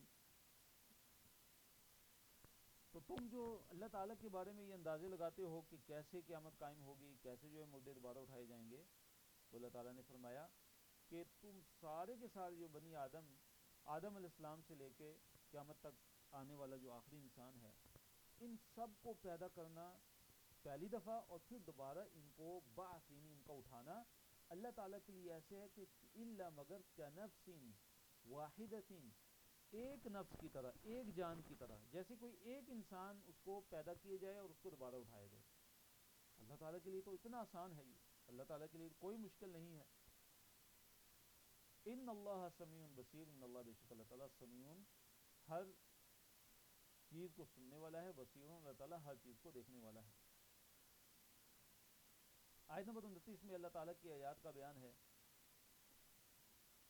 الم تر ان اللہ، کیا نہیں دیکھا آپ نے کہ یقیناً اللہ تعالیٰ یولج داخل کرتا ہے اللیل رات کو فی النہار دن میں، یعنی اللہ تعالیٰ رات کو دن میں داخل کرتا ہے کہ رات کی تاریکی کو دن کی روشنی پر لے آتا ہے، ویولج النہار اور دن کو داخل کرتا ہے فی اللیل رات میں، یعنی دن کی روشنی کو رات کی تاریکی پر لے آتا ہے اللہ تعالیٰ، وسخر الشمس اور اس نے مسخر کیا ہے، تابع کر دیا ہے، خدمت میں لگا دیا ہے، الشمس سورج کو، والقمر اور چاند کو، کل یجری کل ہر ایک یجری چلتا ہے الی اجل مسمى ایک وقت مقرر تک، اجل کہتے ہیں وقت کو، مسمى مقرر خاص وقت، تو خاص وقت کیا قیامت ہے، یعنی سورج چاند ستارے یہ سب جو ہے قیامت کا خاص جو وقت مقرر ہے، اجل مسمى ہے، اس تک یہ سب کے سب جو ہے وہ چل رہے ہیں۔ وَأَنَّ اللَّهَ اور بے شک اللہ تعالیٰ بِمَا تَعْمَلُونَ خبیر، کہ جو تم کرتے ہو اللہ تعالیٰ تمہارے ان اعمال کی پوری پوری خبر رکھتا ہے۔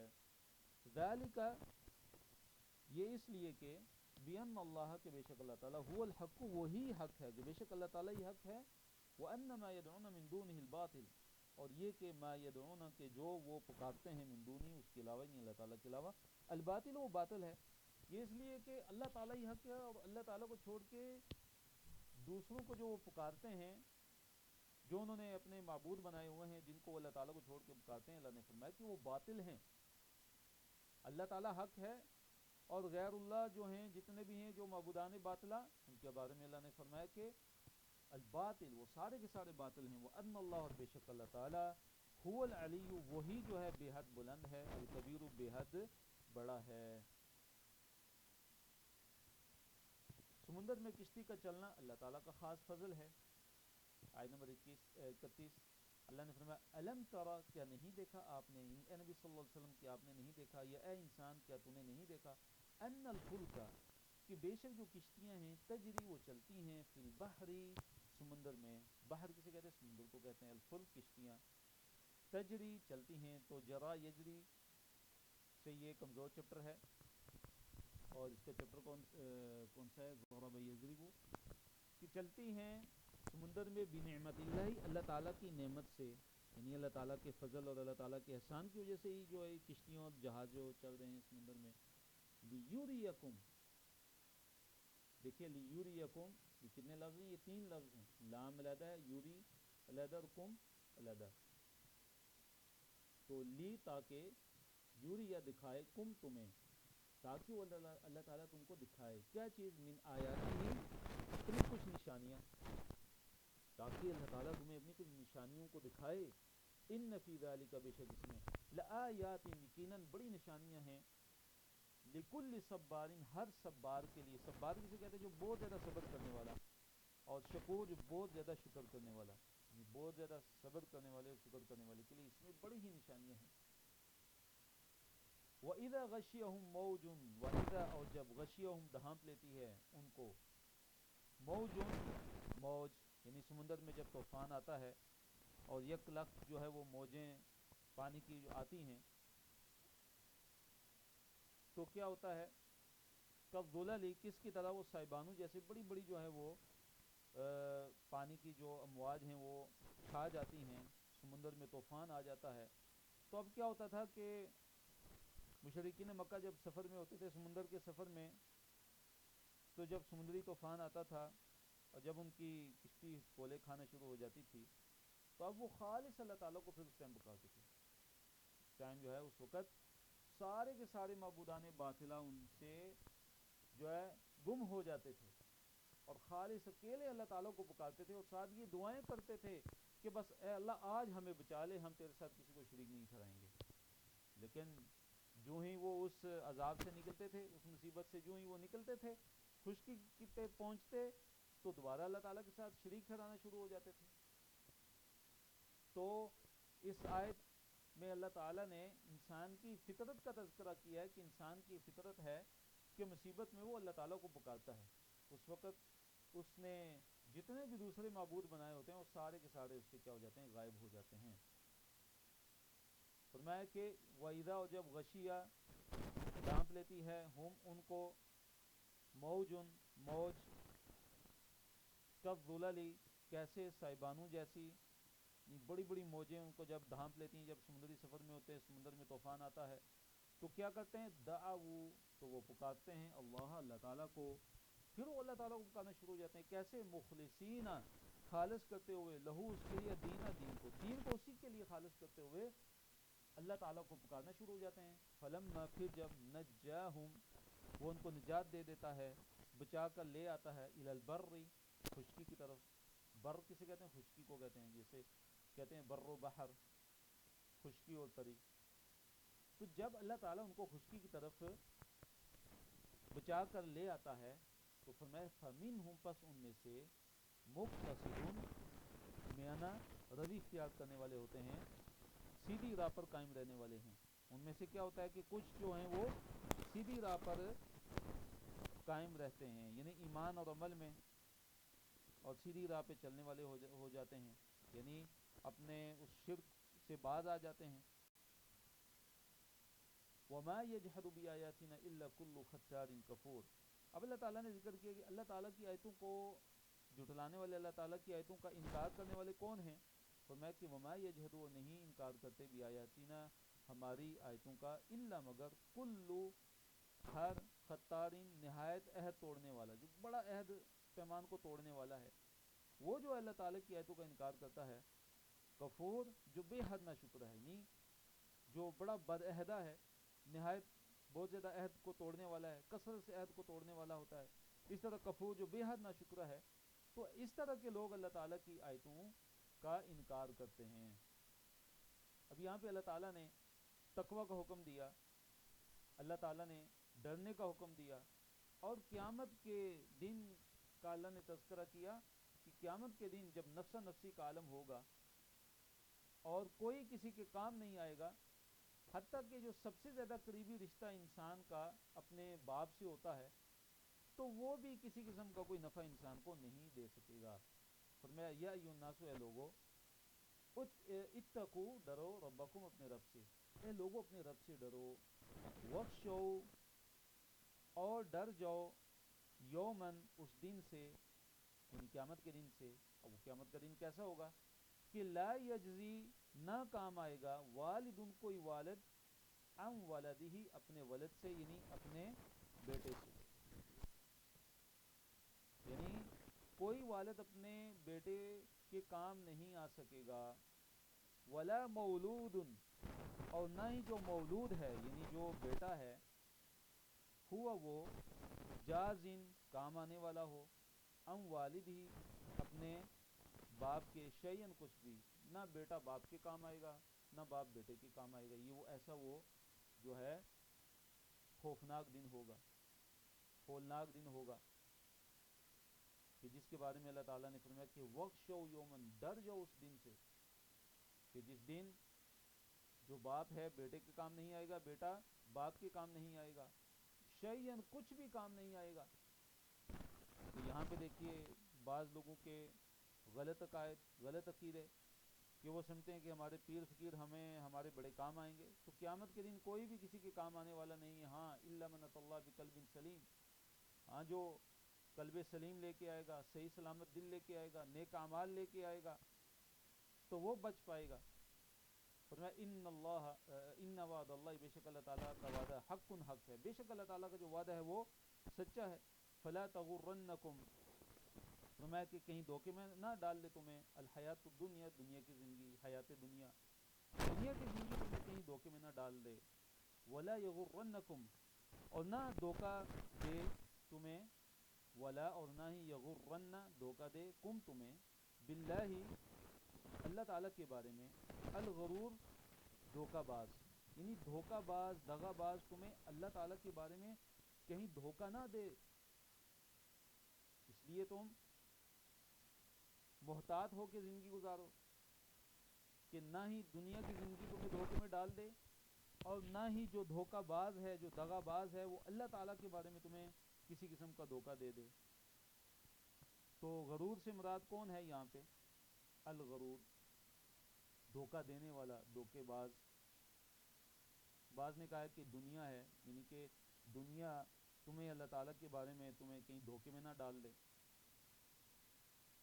بعض نے کہا ہے کہ مراد جو دھوکہ باز ہے یہ دغا باز ہے، یہاں اس سے مراد شیطان ہے کہ شیطان کی تمہیں اللہ تعالیٰ کے بارے میں دھوکہ نہ دے دے۔ بعض نے کہا ہے کہ یہاں مراد نفس ہے، نفس انسانی، کہ تمہیں تمہارا جو نفس ہے وہ کہیں تمہیں اللہ تعالیٰ کے بارے میں دھوکے میں نہ ڈال دے۔ ان اللہ عنده علم الساعہ، یہ جو آیت ہے اس میں اللہ تعالیٰ نے جو غیب کی جو کنجیاں ہیں، غیب کے جو خزانے ہیں، مفاتیح الغیب، غیب کی جو چابیاں ہیں، ان کا اللہ تعالیٰ نے ذکر کیا۔ ان اللہ، بے شک اللہ تعالیٰ، اس کے پاس علم الساعہ، قیامت کا علم ہے۔ قیامت کا علم اللہ تعالیٰ ہی کے پاس ہے، اللہ تعالیٰ کے علاوہ کسی کے پاس قیامت کا علم نہیں ہے۔ کسی کو علم نہیں ہے کہ قیامت کب آئے گی، قیامت کب آئے گی، اس کا علم صرف اور صرف اللہ رب العالمین کی ذات کو ہے۔ اللہ تعالیٰ کے علاوہ کوئی بھی نہیں جانتا قیامت کب آئے گی۔ وَيُنَزِّلُ الْغَيْثَ، اور اللہ تعالیٰ بارش نازل کرتا ہے، بارش کب ہوگی اللہ تعالیٰ ہی کو پتہ ہے۔ وَيَعْلَمُ مَا فِي الْأَرْحَامِ، وَيَعْلَمُ، اور وہ جانتا ہے نہیں اللہ تعالیٰ، ما جو کچھ فی میں الارحام، ارحام میں، یعنی جو کچھ ماؤں کے پیٹوں میں ہے اللہ تعالیٰ جانتا ہے۔ اللہ تعالیٰ کے علاوہ کوئی نہیں جانتا، پوری حقیقت کوئی بھی نہیں جانتا کہ ماں کے پیٹ میں کیا ہے۔ وَمَا تَدْرِي نَفْسٌ، اور نہ کوئی نفس، کوئی انسان جانتا ہے، کوئی شخص جانتا ہے کہ ماذا کیا، تکسب وہ کمائے گا، غدن کل، کل کیا کام کرے گا، کل کیا کمائے گا، کیا کمائی کرے گا، کوئی بھی نہیں جانتا، صرف اللہ تعالیٰ ہی جانتا ہے۔ وَمَا تَدْرِي نَفْسٌ، اور نہ ہی کوئی نفس یہ ادراک رکھتا ہے، یہ جانتا ہے کہ بِأَيِّ أَرْضٍ، کہ کس زمین میں تموت وہ مرے گا۔ کسی کو علم نہیں ہے کہ وہ کس سرزمین میں مرے گا، کس جگہ پہ مرے گا۔ ان اللہ، کہ بے شک اللہ تعالیٰ، علیم، پورا علم رکھنے والا ہے، خبیر، اور پوری خبر رکھنے والا ہے۔ تو قیامت کا علم، اسی طرح بارش کا برسنا، اسی طرح ماؤں کے پیٹ میں کیا ہے، حمل کا جو علم ہے پورا، وہ اللہ تعالیٰ ہی کو ہے، اللہ تعالیٰ کے علاوہ کسی کو نہیں ہے۔ اسی طرح کون کل کیا کرنے والا ہے، کل کیا کرے گا اور کہاں مرے گا، تو ان چیزوں کا علم کس کو ہے، صرف اور صرف اللہ رب العالمین کی ذات کو ہے، اللہ تعالیٰ کے علاوہ کسی کو علم نہیں ہے۔ الحمدللہ، اللہ تعالیٰ کے فضل و کرم سے سورہ لقمان مکمل ہو گئی۔ ابھی ہم سورہ السجدہ ہم شروع کریں گے، اس کا تعارف ہم پڑھتے ہیں، نام اور وجہ تسمیہ۔ تو جو سورہ سجدہ دیکھیے مکی صورت ہے، اور اس کی آیات کی تعداد جو ہے وہ 30 ہے، اور آیت نمبر 15 آیت سجدہ ہے۔ اسی مناسبت سے سورہ مبارکہ کا نام کیا رکھا گیا ہے، سورہ سجدہ رکھا گیا ہے۔ اس کے موضوعات کی طرف آتے ہیں۔ پہلی جو 3 آیات ہیں ان میں قرآن مجید کو نازل کرنے کے جو ثبوت ہیں، جو دلائل ہیں، ان کا بیان ہے۔ آیت نمبر 4 سے 9 تک اللہ رب العالمین کی قدرت کا بیان ہے اور وحدانیت پر بعض دلائل ذکر کیے گئے ہیں۔ آیت نمبر 10 سے 14 تک مشرکین کا قیامت کے دن کا جو انکار ہے اور روز قیامت ان کی جو حالت ہے اس کا ذکر ہے۔ آیت نمبر 15 سے 19 تک مومنین کی صفات اور ان کو دی جانے والی جزا کا تذکرہ ہے۔ اس طرح آیت نمبر 20 سے 22 تک کفار کی سزا اور ان کا اللہ تعالیٰ کی نشانی سے روگردانی کا ذکر ہے۔ آیت نمبر 23 سے 25 تک موسیٰ علیہ السلام اور تورات کا نازل ہونا اور ان کی پیروی کرنے والوں کی تکریم کا ذکر ہے۔ آیت نمبر 26 سے 30 تک قدرت الہی اور روز قیامت دوبارہ اٹھائے جانے کے ثبوت کا ذکر ہے۔ سورہ السجدہ ہم شروع کرتے ہیں۔ اللہ تعالیٰ نے فرمایا، اعوذ باللہ من الشیطان الرجیم، بسم اللہ الرحمن الرحیم، الف لام میم۔ الف لام میم جو ہے یہ حروف مقطعات ہیں اور ان کا علم صرف اللہ تعالیٰ ہی کو ہے۔ اللہ تعالیٰ کے علاوہ کوئی نہیں جانتا کہ یہ جو حروف مقطعہ جو صورتوں کے شروع میں آتے ہیں ان سے کیا مراد ہے؟ یہ اللہ تعالیٰ ہی کو پتہ ہے، اللہ تعالیٰ ہی کی شان ہے۔ تنزیل الکتابی، کتاب کا نازل کرنا، لا ریب فیہ، اس میں کوئی شک نہیں ہے، من رب العالمین، رب العالمین کی طرف سے ہے۔ تو رب العالمین کی طرف سے یہ قرآن نازل کیا گیا ہے، نہ کہ کسی انسان کی یہ تالیف ہے، تصنیف ہے، بلکہ اس کو نازل کرنے والا کون ہے؟ رب العالمین ہے۔ ام یقولون افترا، ام یا یقولون وہ کہتے ہیں، افتراہ کہ اس نے اسے خود گاڑ لیا ہے، یعنی یا یہ گمان کرتے ہیں، یہ کہتے ہیں، یہ دعویٰ کرتے ہیں مشرکین مکہ کہ نعوذ باللہ محمد صلی اللہ علیہ وسلم نے اس قرآن کو خود گاڑ لیا ہے۔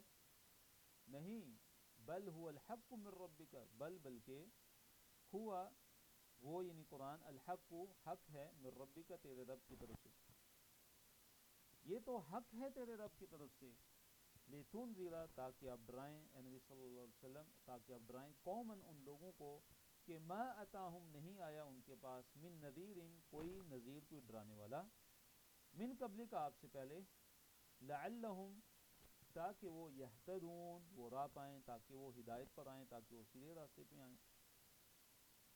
تو اللہ تعالیٰ نے قرآن کے بارے میں فرمایا کہ یہ قرآن جو ہے وہ اللہ تعالیٰ کی طرف سے نازل کردہ ہے اور شک و شبہ سے بالکل پاک ہے۔ اس کے بعد جو اللہ تعالیٰ نے کفار کے افتراء کا ذکر کیا کہ کفار نعوذ باللہ یہ کہتے تھے کہ یہ قرآن نعوذ باللہ محمد صلی اللہ علیہ وسلم نے گاڑ لیا، تو اللہ تعالیٰ نے اس کا پھر جواب دیا کہ نہیں، بلکہ یہ تو رب العالمین کی طرف سے، اللہ تعالیٰ کی طرف سے تو یہ برحق ہے، یہ سچی کتاب ہے، اور یہ اس لیے نازل کی ہے تاکہ نبی صلی اللہ علیہ وسلم آپ ان لوگوں کو ڈرائیں کہ جن کے پاس آپ سے پہلے کوئی ڈرانے والا نہیں آیا تھا۔ تو مراد کون ہے یہاں پہ؟ قریش کے لوگ ہیں، عرب کے لوگ ہیں کہ جن کی طرف نبی صلی اللہ علیہ وسلم سے پہلے کوئی نبی ان میں نہیں آیا تھا۔ حضرت اسماعیل علیہ السلام جو آخری جو نبی تھے ان میں، وہ کون تھے؟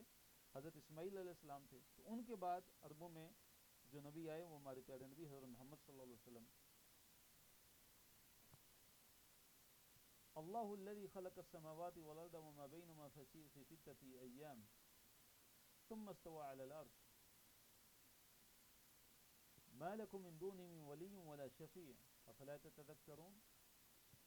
اللہ الذی، اللہ وہ ذات ہے کہ خلق السماوات جس نے پیدا کیا آسمانوں کو، والارض اور زمین کو، وما بینہما اور جو کچھ ان دونوں کے درمیان ہے، فی ستۃ ایام 6 دنوں میں، ثم استوى پھر وہ بلند ہوا، علی العرش عرش پہ۔ اللہ تعالیٰ کون ہے؟ کہ اللہ تعالیٰ وہ ہے کہ جس نے آسمانوں کو اور زمین کو اور آسمانوں اور زمین کے درمیان جو بھی مخلوقات ہیں سب کو اللہ تعالیٰ نے 6 دنوں کے اندر پیدا کیا۔ ابھی 6 دن کون سے ہیں؟ ایک دن سے کیا مراد ہے یہاں پہ؟ ایک دن کتنا تھا وہ اللہ تعالیٰ زیادہ جانتا ہے۔ مفسرین نے لکھا ہے کہ یہ جو ہمارے جو دن ہے کہ جو 24 گھنٹے والا ہوتا ہے، یہ مراد نہیں ہے یہاں پہ، کیونکہ اس وقت یہ دن رات تھی نہیں، یہ تو زمین و آسمان کے بننے کے بعد یہ شروع ہوا۔ تو یہ جو دن ہے اور پھر 6 دن ستت ایام، یہ کتنے تھے، ان کی مقدار کتنی اللہ تعالیٰ ہی جانتا ہے۔ ہو سکتا ہے ایک دن جو ہے وہ ہزاروں سال کے برابر ہوا ہو، لاکھوں سال کے برابر ہوا ہو۔ تو بہرحال ہم جو ہے ایمان لاتے ہیں کہ اللہ تعالیٰ نے آسمان و زمین کو پیدا کیا، اور درمیان کی مخلوق جتنی بھی ہے آسمان و زمین کے درمیان کی، اللہ تعالیٰ نے ساری کی ساری مخلوقات کو 6 دنوں میں پیدا کیا، اور اس کے بعد اللہ تعالیٰ عرش پہ بلند ہوا، ثم استوى علی العرش، پھر اللہ تعالیٰ عرش پہ مستوی ہوا۔ ما لکم من دونہ من ولی، نہیں ہے تمہارے لیے، من دونہ اس کے علاوہ، نہیں اللہ تعالیٰ کے علاوہ، من ولی کوئی بھی ولی، کوئی بھی دوست، اللہ تعالیٰ کو چھوڑ کے تمہارا کوئی دوست نہیں ہے، ولا شفیع اور نہ ہی سفارش کرنے والا ہے۔ یعنی اگر تم برے اعمال کرو گے، اللہ تعالیٰ کے ساتھ کفر و شرک کرو گے، تو قیامت والے دن تمہارا کوئی دوست ایسا نہیں ہوگا جو تمہیں بچا لے، یا کوئی سفارشی ہو جو تمہیں اللہ تعالیٰ کے سامنے سفارش کر کے تمہیں نجات دلوا دے۔ نہیں، ایسا بالکل نہیں ہو سکتا، نہ ہی تمہارا کوئی ولی ہے، نہ کوئی تمہارا دوست کام آنے والا ہے، اور نہ ہی کوئی شفاعت کرنے والا ہوگا تمہارے لیے۔ افلا تتذکرون، کیا تم نصیحت حاصل نہیں کرتے؟ تمہیں تو نصیحت حاصل کرنی چاہیے۔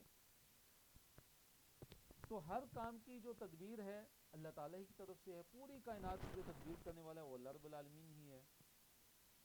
آیت نمبر 5 میں اس کا تذکرہ ہے. فرمایا یدبر تدبیر کرتا ہے. دیکھیے دبر یدبر اس کا چپٹر ہے. علم یعلم فعل مضارع ہے. یدبر وہ تدبیر کرتا ہے، نہیں اللہ تعالیٰ کس چیز کی؟ الامر امر کی، معاملے کی، یعنی ہر معاملے کی اللہ تعالیٰ تدبیر کرتا ہے. کہاں سے کہاں تک؟ من السماء آسمان سے، الی الارض زمین تک، آسمان سے زمین تک سارے کے سارے جو معاملات ہیں ان کی تدبیر کرنے والا کون ہے؟ صرف اور صرف اللہ رب العالمین کی ذات ہے. فرمایا ثم یعرج الیہ، ثم پھر یعرج اوپر جاتا ہے، الیہ اس کی طرف، فی یوم ایک ایسے دن میں، کان مقدارہ اس کی مقدار ہے، الف سنتین 1000 سال، مما تعدون اس سے کہ جو تم شمار کرتے ہو، اس حساب سے جو تم شمار کرتے ہو. کیا مراد ہے؟ ایک تو یہ کہ ایک دن 1000 سال کے برابر ہے، ایک دن 1000 سال کے برابر ہے. کہ اللہ تعالیٰ دیکھیے جو فیصلہ کرتا ہے آسمان سے زمین تک، اب وہ کیا ہوتا ہے کہ وہ جو فیصلہ اللہ تعالیٰ کا، اسے اللہ تعالیٰ آسمان سے زمین کی طرف نافذ فرماتا ہے. تو کیا ہوتا ہے کہ اس کے نافذ ہونے کی جو خبر ہے اوپر اس کی طرف ایک ایسے دن میں جاتی ہے کہ جس کی مقدار زمین سے آسمان سے زمین پر اترنے اور پھر اس کی طرف چڑھنے میں دنیا کے 1000 سال کے برابر ہے. کیونکہ دیکھیے جو آسمان و زمین کے درمیان جو فاصلہ ہے وہ 500 سال کا ہے. تو اب جو فرشتہ جو اترتا ہے اور یہ جو فاصلہ طے کرتا ہے، اگر فرشتے کے علاوہ جو اگر کوئی فیصلہ طے کرے گا تو 500 سال اترنے کے اور 500 سال واپس جانے کے، تو 1000 سال ہو گئے. لیکن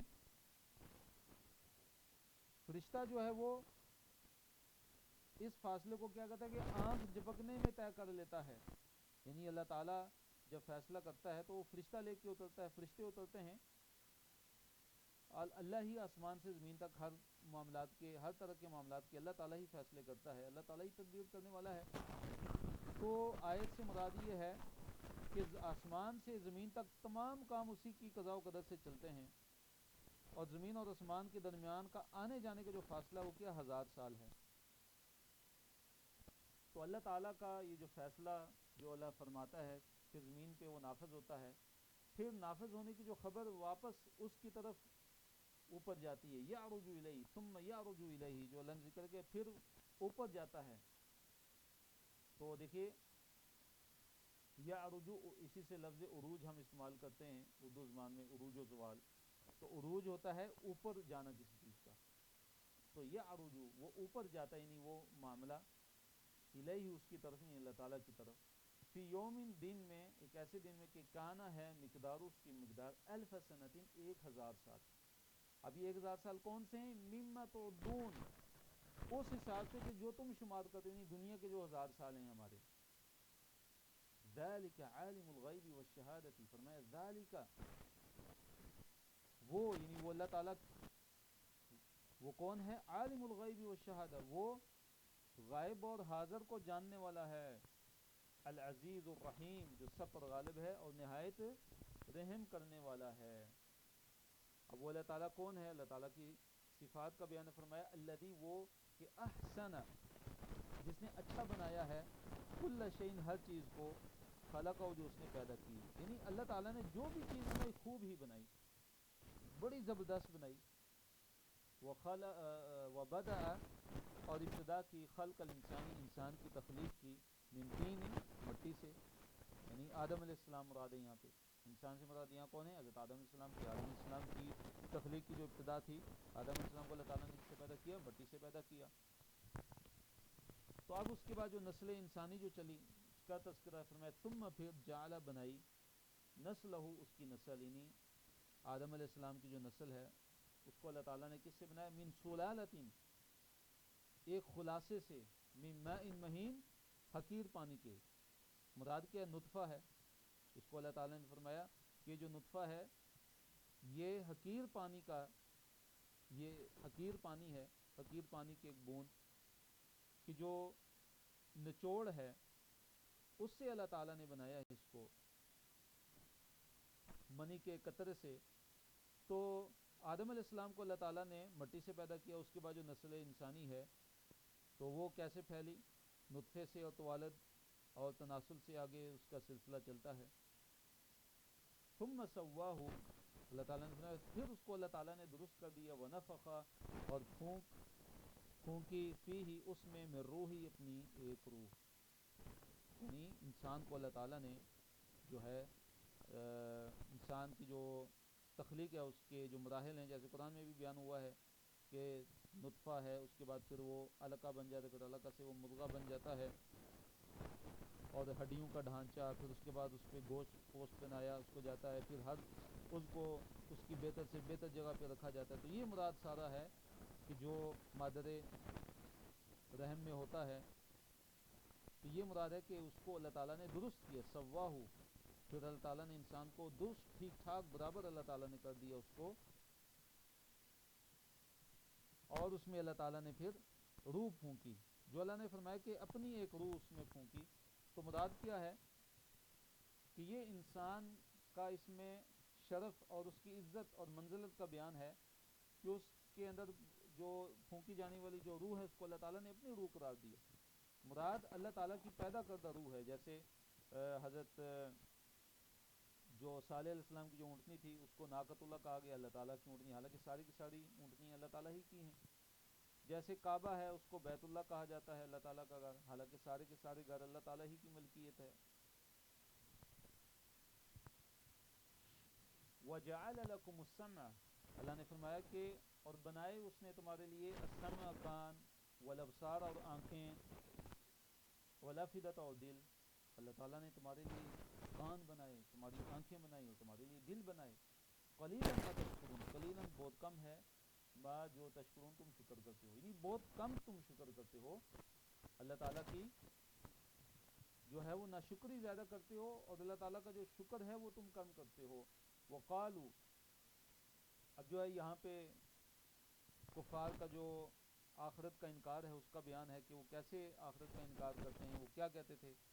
وقالو، اور انہوں نے کہا، اَإِذَا، جب، ضللنا، ہم جو ہے وہ گم ہو جائیں گے، یا مٹی میں مل کر مٹی ہو جائیں گے، رول مل جائیں گے اور مٹی میں مل کے اس کے اندر بالکل غائب ہو جائیں گے، ہمارا کوئی جو ہے اثر اور کوئی نام و نشان تک نہیں رہے گا. فی الارض، زمین میں، کیا، انا، واقعی ہم، یقیناً ہم، لفی خلق جدید، لفی ضرور، خلق پیدائش، جدید نئی، کیا ہم جو ہے واقعی ہم ضرور نئی پیدائش میں ہوں گے. خلق جدید یعنی اثر نو، ہم دوبارہ پیدا کیے جائیں گے. یعنی آخرت کے منکرین کیا کہتے ہیں کہ جب ہم مٹی میں مل کے مٹی ہو جائیں گے تو کیا ہم دوبارہ پیدا کیے جائیں گے. تو اللہ نے فرمایا بلکہ ہم وہ بلقاء ربہم، اپنے رب کی ملاقات کے، کافرون، منکر ہیں، بلکہ وہ تو اپنے رب کی ملاقات سے منکر ہیں، اپنے رب کی ملاقات کا انکار کیے ہوئے ہیں.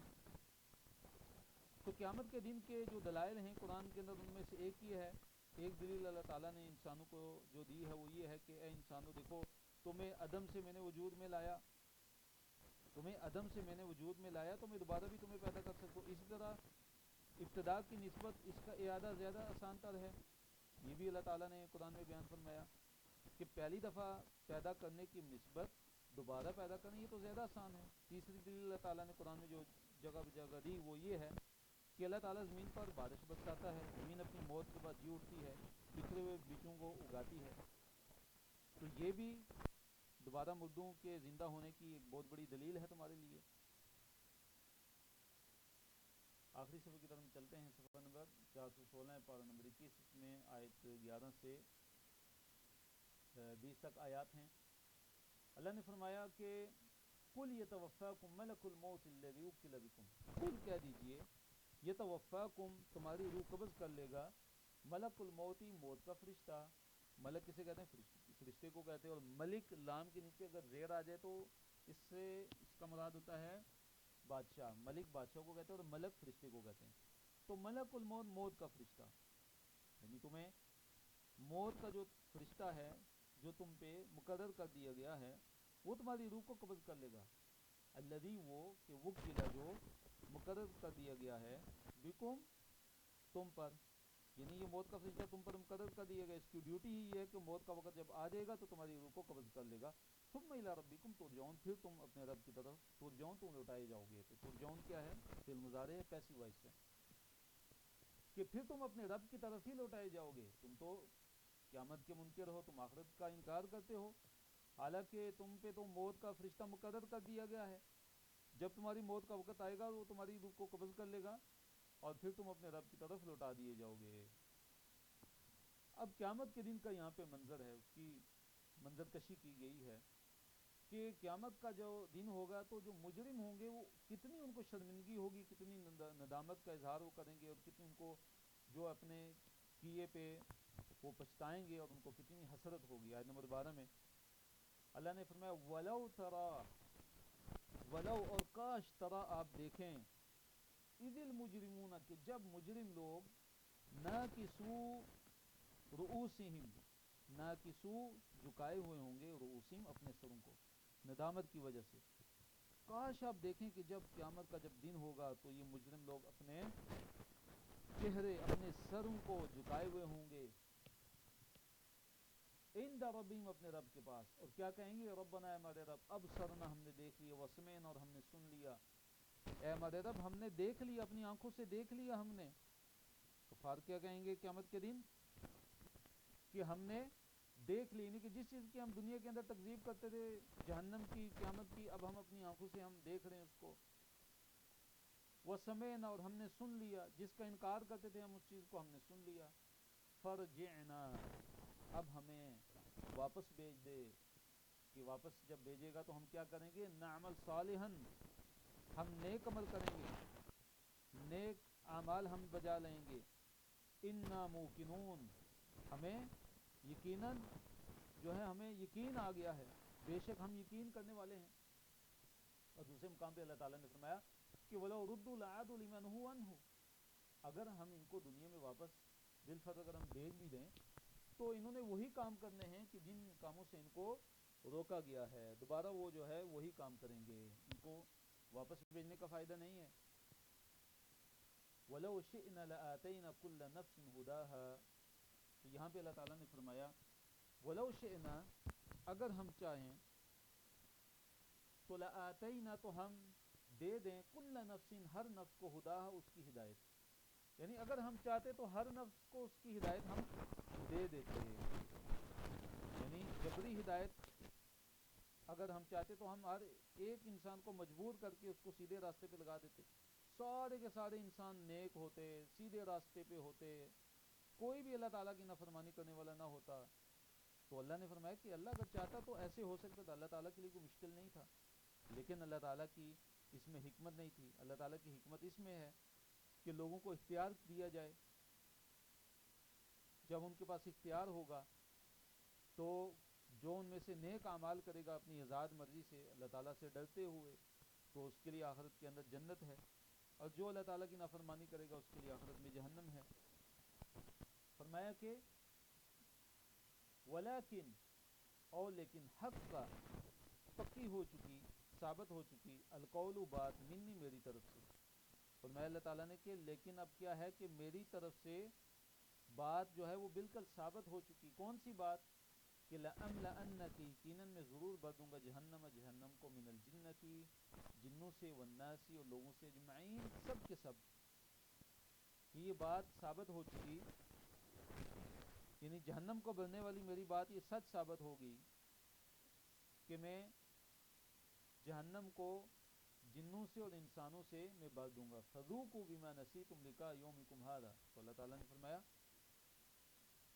فَذُوقُوا، سو چکھو، بِمَا نَسِيتُمْ، اس وجہ سے کہ نسیتم، تم نے بلا دیا تھا، لقاء ملاقات کو کہتے ہیں، لقاء یومکم، تمہارے اس دن کی جو ملاقات ہے، ہاذا یہ، یعنی اپنے اس دن کی جو ملاقات کو جو تم نے بلا دیا تھا، اب تم اس کے بدلے میں جو ہے عذاب چکھو.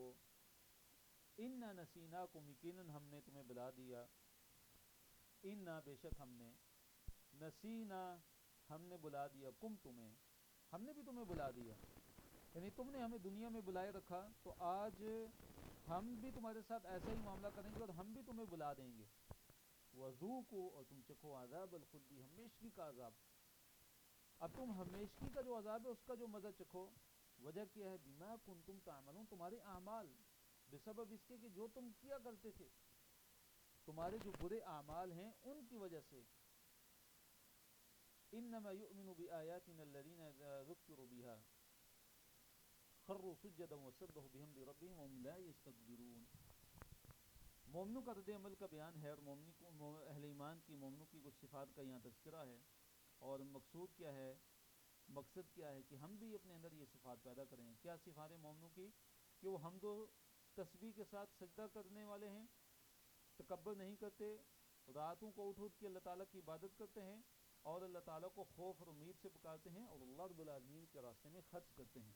فرمایا انما یؤمن بآیاتنا کہ ہماری آیتوں پر تو صرف وہی لوگ ایمان رکھتے ہیں، الذین وہ لوگ کہ اذا جب ذکروا جب ان کو نصیحت کی جاتی ہے، بہا ان سے یعنی آیتوں سے، یعنی جب اللہ تعالیٰ کی آیتوں کے ذریعے ان کو نصیحت کی جاتی ہے، یعنی اللہ تعالیٰ کی آیات ان کو پڑھ کر سنائی جاتی ہیں، جب اللہ تعالیٰ کا تذکرہ ان کے سامنے آتا ہے، جب اللہ تعالیٰ کی آیتیں ان کے سامنے آتی ہیں، جب اللہ تعالیٰ کی آیتیں جو ہے ان کو معلوم ہو جاتی ہیں، تو کیا ہوتا ہے؟ خروا وہ گر پڑتے ہیں سجدہ سجدہ کرتے ہوئے، وسبحوا اور وہ تسبیح بیان کرتے ہیں، بحمد ربہم اپنے رب کی حمد کے ساتھ، یعنی مثلا سبحان اللہ و بحمدہ، سبحان اللہ و بحمدہ اس طرح پڑھتے ہیں. صرف سبحان اللہ الحمدللہ الحمدللہ سبحان اللہ و بحمدہ سبحان اللہ العظیم. تو فرمایا وہم لا یستکبرون اور وہ تکبر بھی نہیں کرتے، تکبر نہیں کرتے. رات کو اللہ تعالیٰ کی عبادت کرنے والے فرمایا تتجافا جدا رہتے ہیں، الگ رہتے ہیں. فعل مضارع ہے. تتجافا جدا رہتے ہیں، الگ رہتے ہیں. کیا؟ جنوبہم ان کے پہلو. جنوب جنب ان کی جمع ہے، جنب کہتے ہیں پہلو کو. اللہ نے فرمایا کہ یہ اللہ تعالیٰ کے جو نیک بندے ہیں ان کے پہلو یہ علیحدہ رہتے ہیں. ان المضاجع مضاجع بستروں سے، یعنی بستروں سے ان کے پہلو جدا رہتے ہیں، یعنی لذیذ نیند کو چھوڑ دیتے ہیں اور اللہ تعالیٰ کی طرف متوجہ ہو جاتے ہیں. فجر کی نماز پڑھتے ہیں، عشاء کی نماز پڑھتے ہیں اور اس کے درمیان بھی جو ہے تہجد کی نماز پڑھتے ہیں. رات کو قیام اللیل کرتے ہیں، اللہ تعالیٰ کے لیے نماز پڑھتے ہیں، نوافل ادا کرتے ہیں رات کے اندر. اور جو تہجد ہے علماء نے لکھا اس کا اعلیٰ درجہ ہے. فرمایا وہ اللہ تعالیٰ کو پکارتے ہیں، اپنے رب کو پکارتے ہیں. یدعون وہ پکارتے ہیں ربہم اپنے رب کو. کیسے؟ خوفاً خوف سے، ڈرتے ہوئے بھی اللہ تعالیٰ سے، وطمعاً اور طمع کرتے ہوئے، اللہ تعالیٰ سے امید بھی رکھتے ہیں، طمع بھی. وَمِمَّا رَزَقْنَاهُمْ يُنْفِقُونَ وَمِمَّا اور اس میں سے کہ جو رزقناہم ہم نے ان کو رزق دیا، ينفقون وہ خرچ کرتے ہیں، ہمارے دیے ہوئے میں سے وہ خرچ بھی کرتے ہیں اللہ تعالیٰ کے راستے میں. زکوٰۃ ادا کرتے ہیں، جو صدقات مستحبہ ہیں، نفلی جو صدقات ہیں وہ بھی کرتے ہیں. فَلَا تَعْلَمُ نَفْسٌ اللہ نے فرمایا کہ فَلَا تَعْلَمُ پس نہیں جانتا، نفس کوئی بھی نفس، کوئی بھی شخص، کوئی بھی انسان نہیں جانتا کہ ما اخفیا لہم کہ جو ان کے لیے چھپا کر رکھا گیا ہے، من قرۃ اعین آنکھوں کی ٹھنڈک میں سے. یعنی کسی انسان کو علم نہیں ہے کہ ان کی آنکھوں کی ٹھنڈک اللہ تعالیٰ نے کس چیز میں چھپا کے رکھی ہے. اللہ تعالیٰ کے علاوہ کوئی بھی نہیں جانتا. اور یہ آنکھوں کی جو ٹھنڈک ہے یہ اللہ تعالیٰ نے جنت کی صورت میں ان کے لیے رکھی ہے، جنت کی نعمتوں کی صورت میں ان کے لیے رکھی ہے. اور حدیث کے اندر نبی علیہ الصلوۃ والسلام نے فرمایا، یہ حدیث قدسی ہے کہ اللہ تعالیٰ فرماتے ہیں کہ اعددت لعبادی الصالحین ما لا عین رأت ولا اذن سمعت ولا خطر علی قلب بشر. اللہ فرماتے ہیں کہ میں نے اپنے بندوں کے لیے، اپنے نیک بندوں کے لیے جنت میں ایسی ایسی نعمتیں تیار کی ہیں کہ ما لا عین رأت ان نعمتوں کو کسی آنکھ نے دیکھا تک نہیں ہے، ولا اذن سمعت ان نعمتوں کے بارے میں کسی کان نے سنا تک نہیں ہے، ولا خطر علی قلب بشر دیکھنا اور سننا تو دور کی بات ہے. فرمایا کسی انسان کے وہم و گمان میں بھی نہیں گزرا، کسی کے دل میں خیال تک نہیں آیا کہ وہ جنت کی نعمتیں وہ کیسی ہیں. اور یہاں پہ حدیث کے اندر ہے کہ نبی علیہ الصلوۃ والسلام نے فرمایا کہ فقرؤ ان شئتم تم یہ آیت پڑھ لو گے تم چاہو تو. اور نبی علیہ الصلوۃ والسلام نے پھر یہ آیت پڑھی، آیت نمبر 17 سورہ سجدہ کی، کہ فلا تعلم نفس ما اخفی لهم من قرۃ اعین جزاء بما كانوا يعملون. کسی نفس کو نہیں پتا، کسی انسان کو نہیں پتا کہ اللہ تعالیٰ کی نیک بندوں کی جو آنکھوں کی ٹھنڈک ہے وہ کس چیز میں چھپا کر رکھی گئی ہے، اللہ کے علاوہ کوئی نہیں جانتا. فرمایا جزاء، جزا کے لیے، بطور جزا کے، بما كانوا يعملون، اس عمل کی جزا کے لیے کہ جو وہ کیا کرتے تھے دنیا کے اندر. مومن اور جو فاسق ہیں وہ آپس میں برابر نہیں ہیں، کافر اور مومن برابر نہیں ہیں. فرمایا اللہ تعالیٰ نے افمن، تو کیا وہ شخص کہ جو کانا ہو مؤمنن، مومن، یعنی وہ ایک ایسا انسان ہے کہ جو کیا ہے، وہ کانا مؤمنن، مومن ہے، کمن کانا فاسقا، وہ اس کی طرح کیا ہو سکتا ہے کہ جو نافرمان ہے، فاسق ہے. یعنی مومن اور فاسق جو ہے وہ آپس میں برابر بالکل نہیں ہو سکتے. آگے فرمایا جیسے لا یستوون، برابر نہیں ہوتے، وہ ایک جیسے نہیں ہیں. اللہ کے ہاں مومن اور کافر بالکل برابر نہیں ہیں. اہل ایمان جو ہیں وہ کامیاب ہیں، ان کے لیے جنت ہے، اور جو اہل فسق و فجور اور اہل کفر ہیں وہ ناکام ہیں، خسارے میں، اور ان کے لیے آخرت میں اللہ تعالیٰ کی جو قید خانہ ہے اللہ تعالیٰ کا، جہنم، وہ ہے ان کے لیے. اما الذین آمنوا وعملوا الصالحات، فرمایا اما الذین، لیکن الذین، وہ لوگ کہ جو آمنوا، ایمان لائے، وعملوا الصالحات، ان نیک اعمال کیے، فلہم، ان کے لیے جنات المأوى، ان کے لیے رہنے کے باغات ہیں، جنات المأوى، ان کے لیے رہنے کے باغات ہیں، نزلا، مہمانی ہے، یعنی یہ مہمانداری ہے ان کے لیے، بما كانوا يعملون، اس کے بدلے جو وہ کیا کرتے تھے، ان کے نیک اعمال کے بدلے میں یہ ان کے لیے مہمان نوازی ہوگی، مہمانداری ہوگی جنت کے اندر. وَأَمَّا الَّذِينَ فَسَقُوا، اللہ نے فرمایا کہ رہے وہ لوگ کہ جنہوں نے نافرمانی کی، فسقوا، جو فاسق ہوئے، جو نافرمان ہو گئے، فَمَأْوَاهُمُ النَّارُ، فاپس مأوا، ٹھکانہ، ہم، ان کا، دیکھیے فَمَأْوَاهُمْ، اس میں کتنے لفظ ہیں؟ 3. فا علیحدہ ہے، مأوا علیحدہ اور ہم علیحدہ، تو فَمَأْوَاهُمْ، پس ٹھکانہ ان کا کیا ہوگا؟ النار، نار، آگ. جو لوگ فسق و فجور والے ہیں، فساق و فجار ہیں، اہل کفر ہیں، ان کا ٹھکانہ کیا ہے؟ آگ ہے. اب کیا ہے؟ کلما، جب کبھی، ارادو، وہ ارادہ کریں گے، چاہیں گے، ان، یہ کہ یخرجو، کہ نکلیں، منہا، اس سے، یعنی جہنم کی آگ سے، یعنی جو جہنم کے اندر ہوں گے، جہنم والے ہوں گے، جب کبھی وہ آگ سے نکلنے کی کوشش کریں گے، یعنی عذاب سے تنگ آ کے، تڑپ تڑپ کے، جب وہ چاہیں گے کہ اب یہاں سے ہم نکلیں، کوشش جب وہ کریں گے وہاں سے نکلنے کی، تو کیا ہوگا؟ اعیدوا فیہا، وہ اس جہنم کے اندر دوبارہ لوٹا دیے جائیں گے، جہنم کے اندر دوبارہ لوٹا دیے جائیں گے. اور ان سے کیا کہا جائے گا؟ وکیلا، اور ان سے کہا جائے گا، لہم، ان سے، ذوقوا، چکھو، عذاب النار، آگ کا عذاب. اب آگ کے عذاب کو چکھو، الذی کنتم بہ تکذبون، وہ عذاب کے جس کی تم تکذیب کیا کرتے تھے. تو فاسقین کے لیے کیا ہوگا؟ ہمیشہ ہمیشہ کا عذاب ہوگا. اور جو اہل ایمان ہیں، جو نیک اعمال کرنے والے ہیں، ان کے لیے ہمیشہ کی کیا ہوگی؟ جنت ہوگی، اور ہمیشہ ہمیشہ کے لیے جنت کی جو نعمتیں ہیں ان کے وہ وارث بنیں گے. تو اللہ رب العالمین سے دعا ہے کہ اللہ تعالیٰ ہمیں جنت کا وارث بنائے، جنت عطا فرمائے، اللہ تعالیٰ ہمیں جہنم کے عذاب سے بچا لے. اچھا سیکھنے اور کورس سے بھرپور فائدہ اٹھانے کے لیے روزانہ کا سبق دہرائیے، ساتھ ساتھ لکھ کے نوٹس بھی مکمل کیجیے. اس پر جو پڑھتے ہیں اس کو پڑھانے کی کوشش کیجیے. تو کفایت مجلس میں دعا پڑھتے ہیں، سبحانک اللہم و بحمدک، اشہد ان لا الہ الا انت، استغفرک و اتوب الیک، وآخر دعوانا ان الحمد للہ رب العالمین.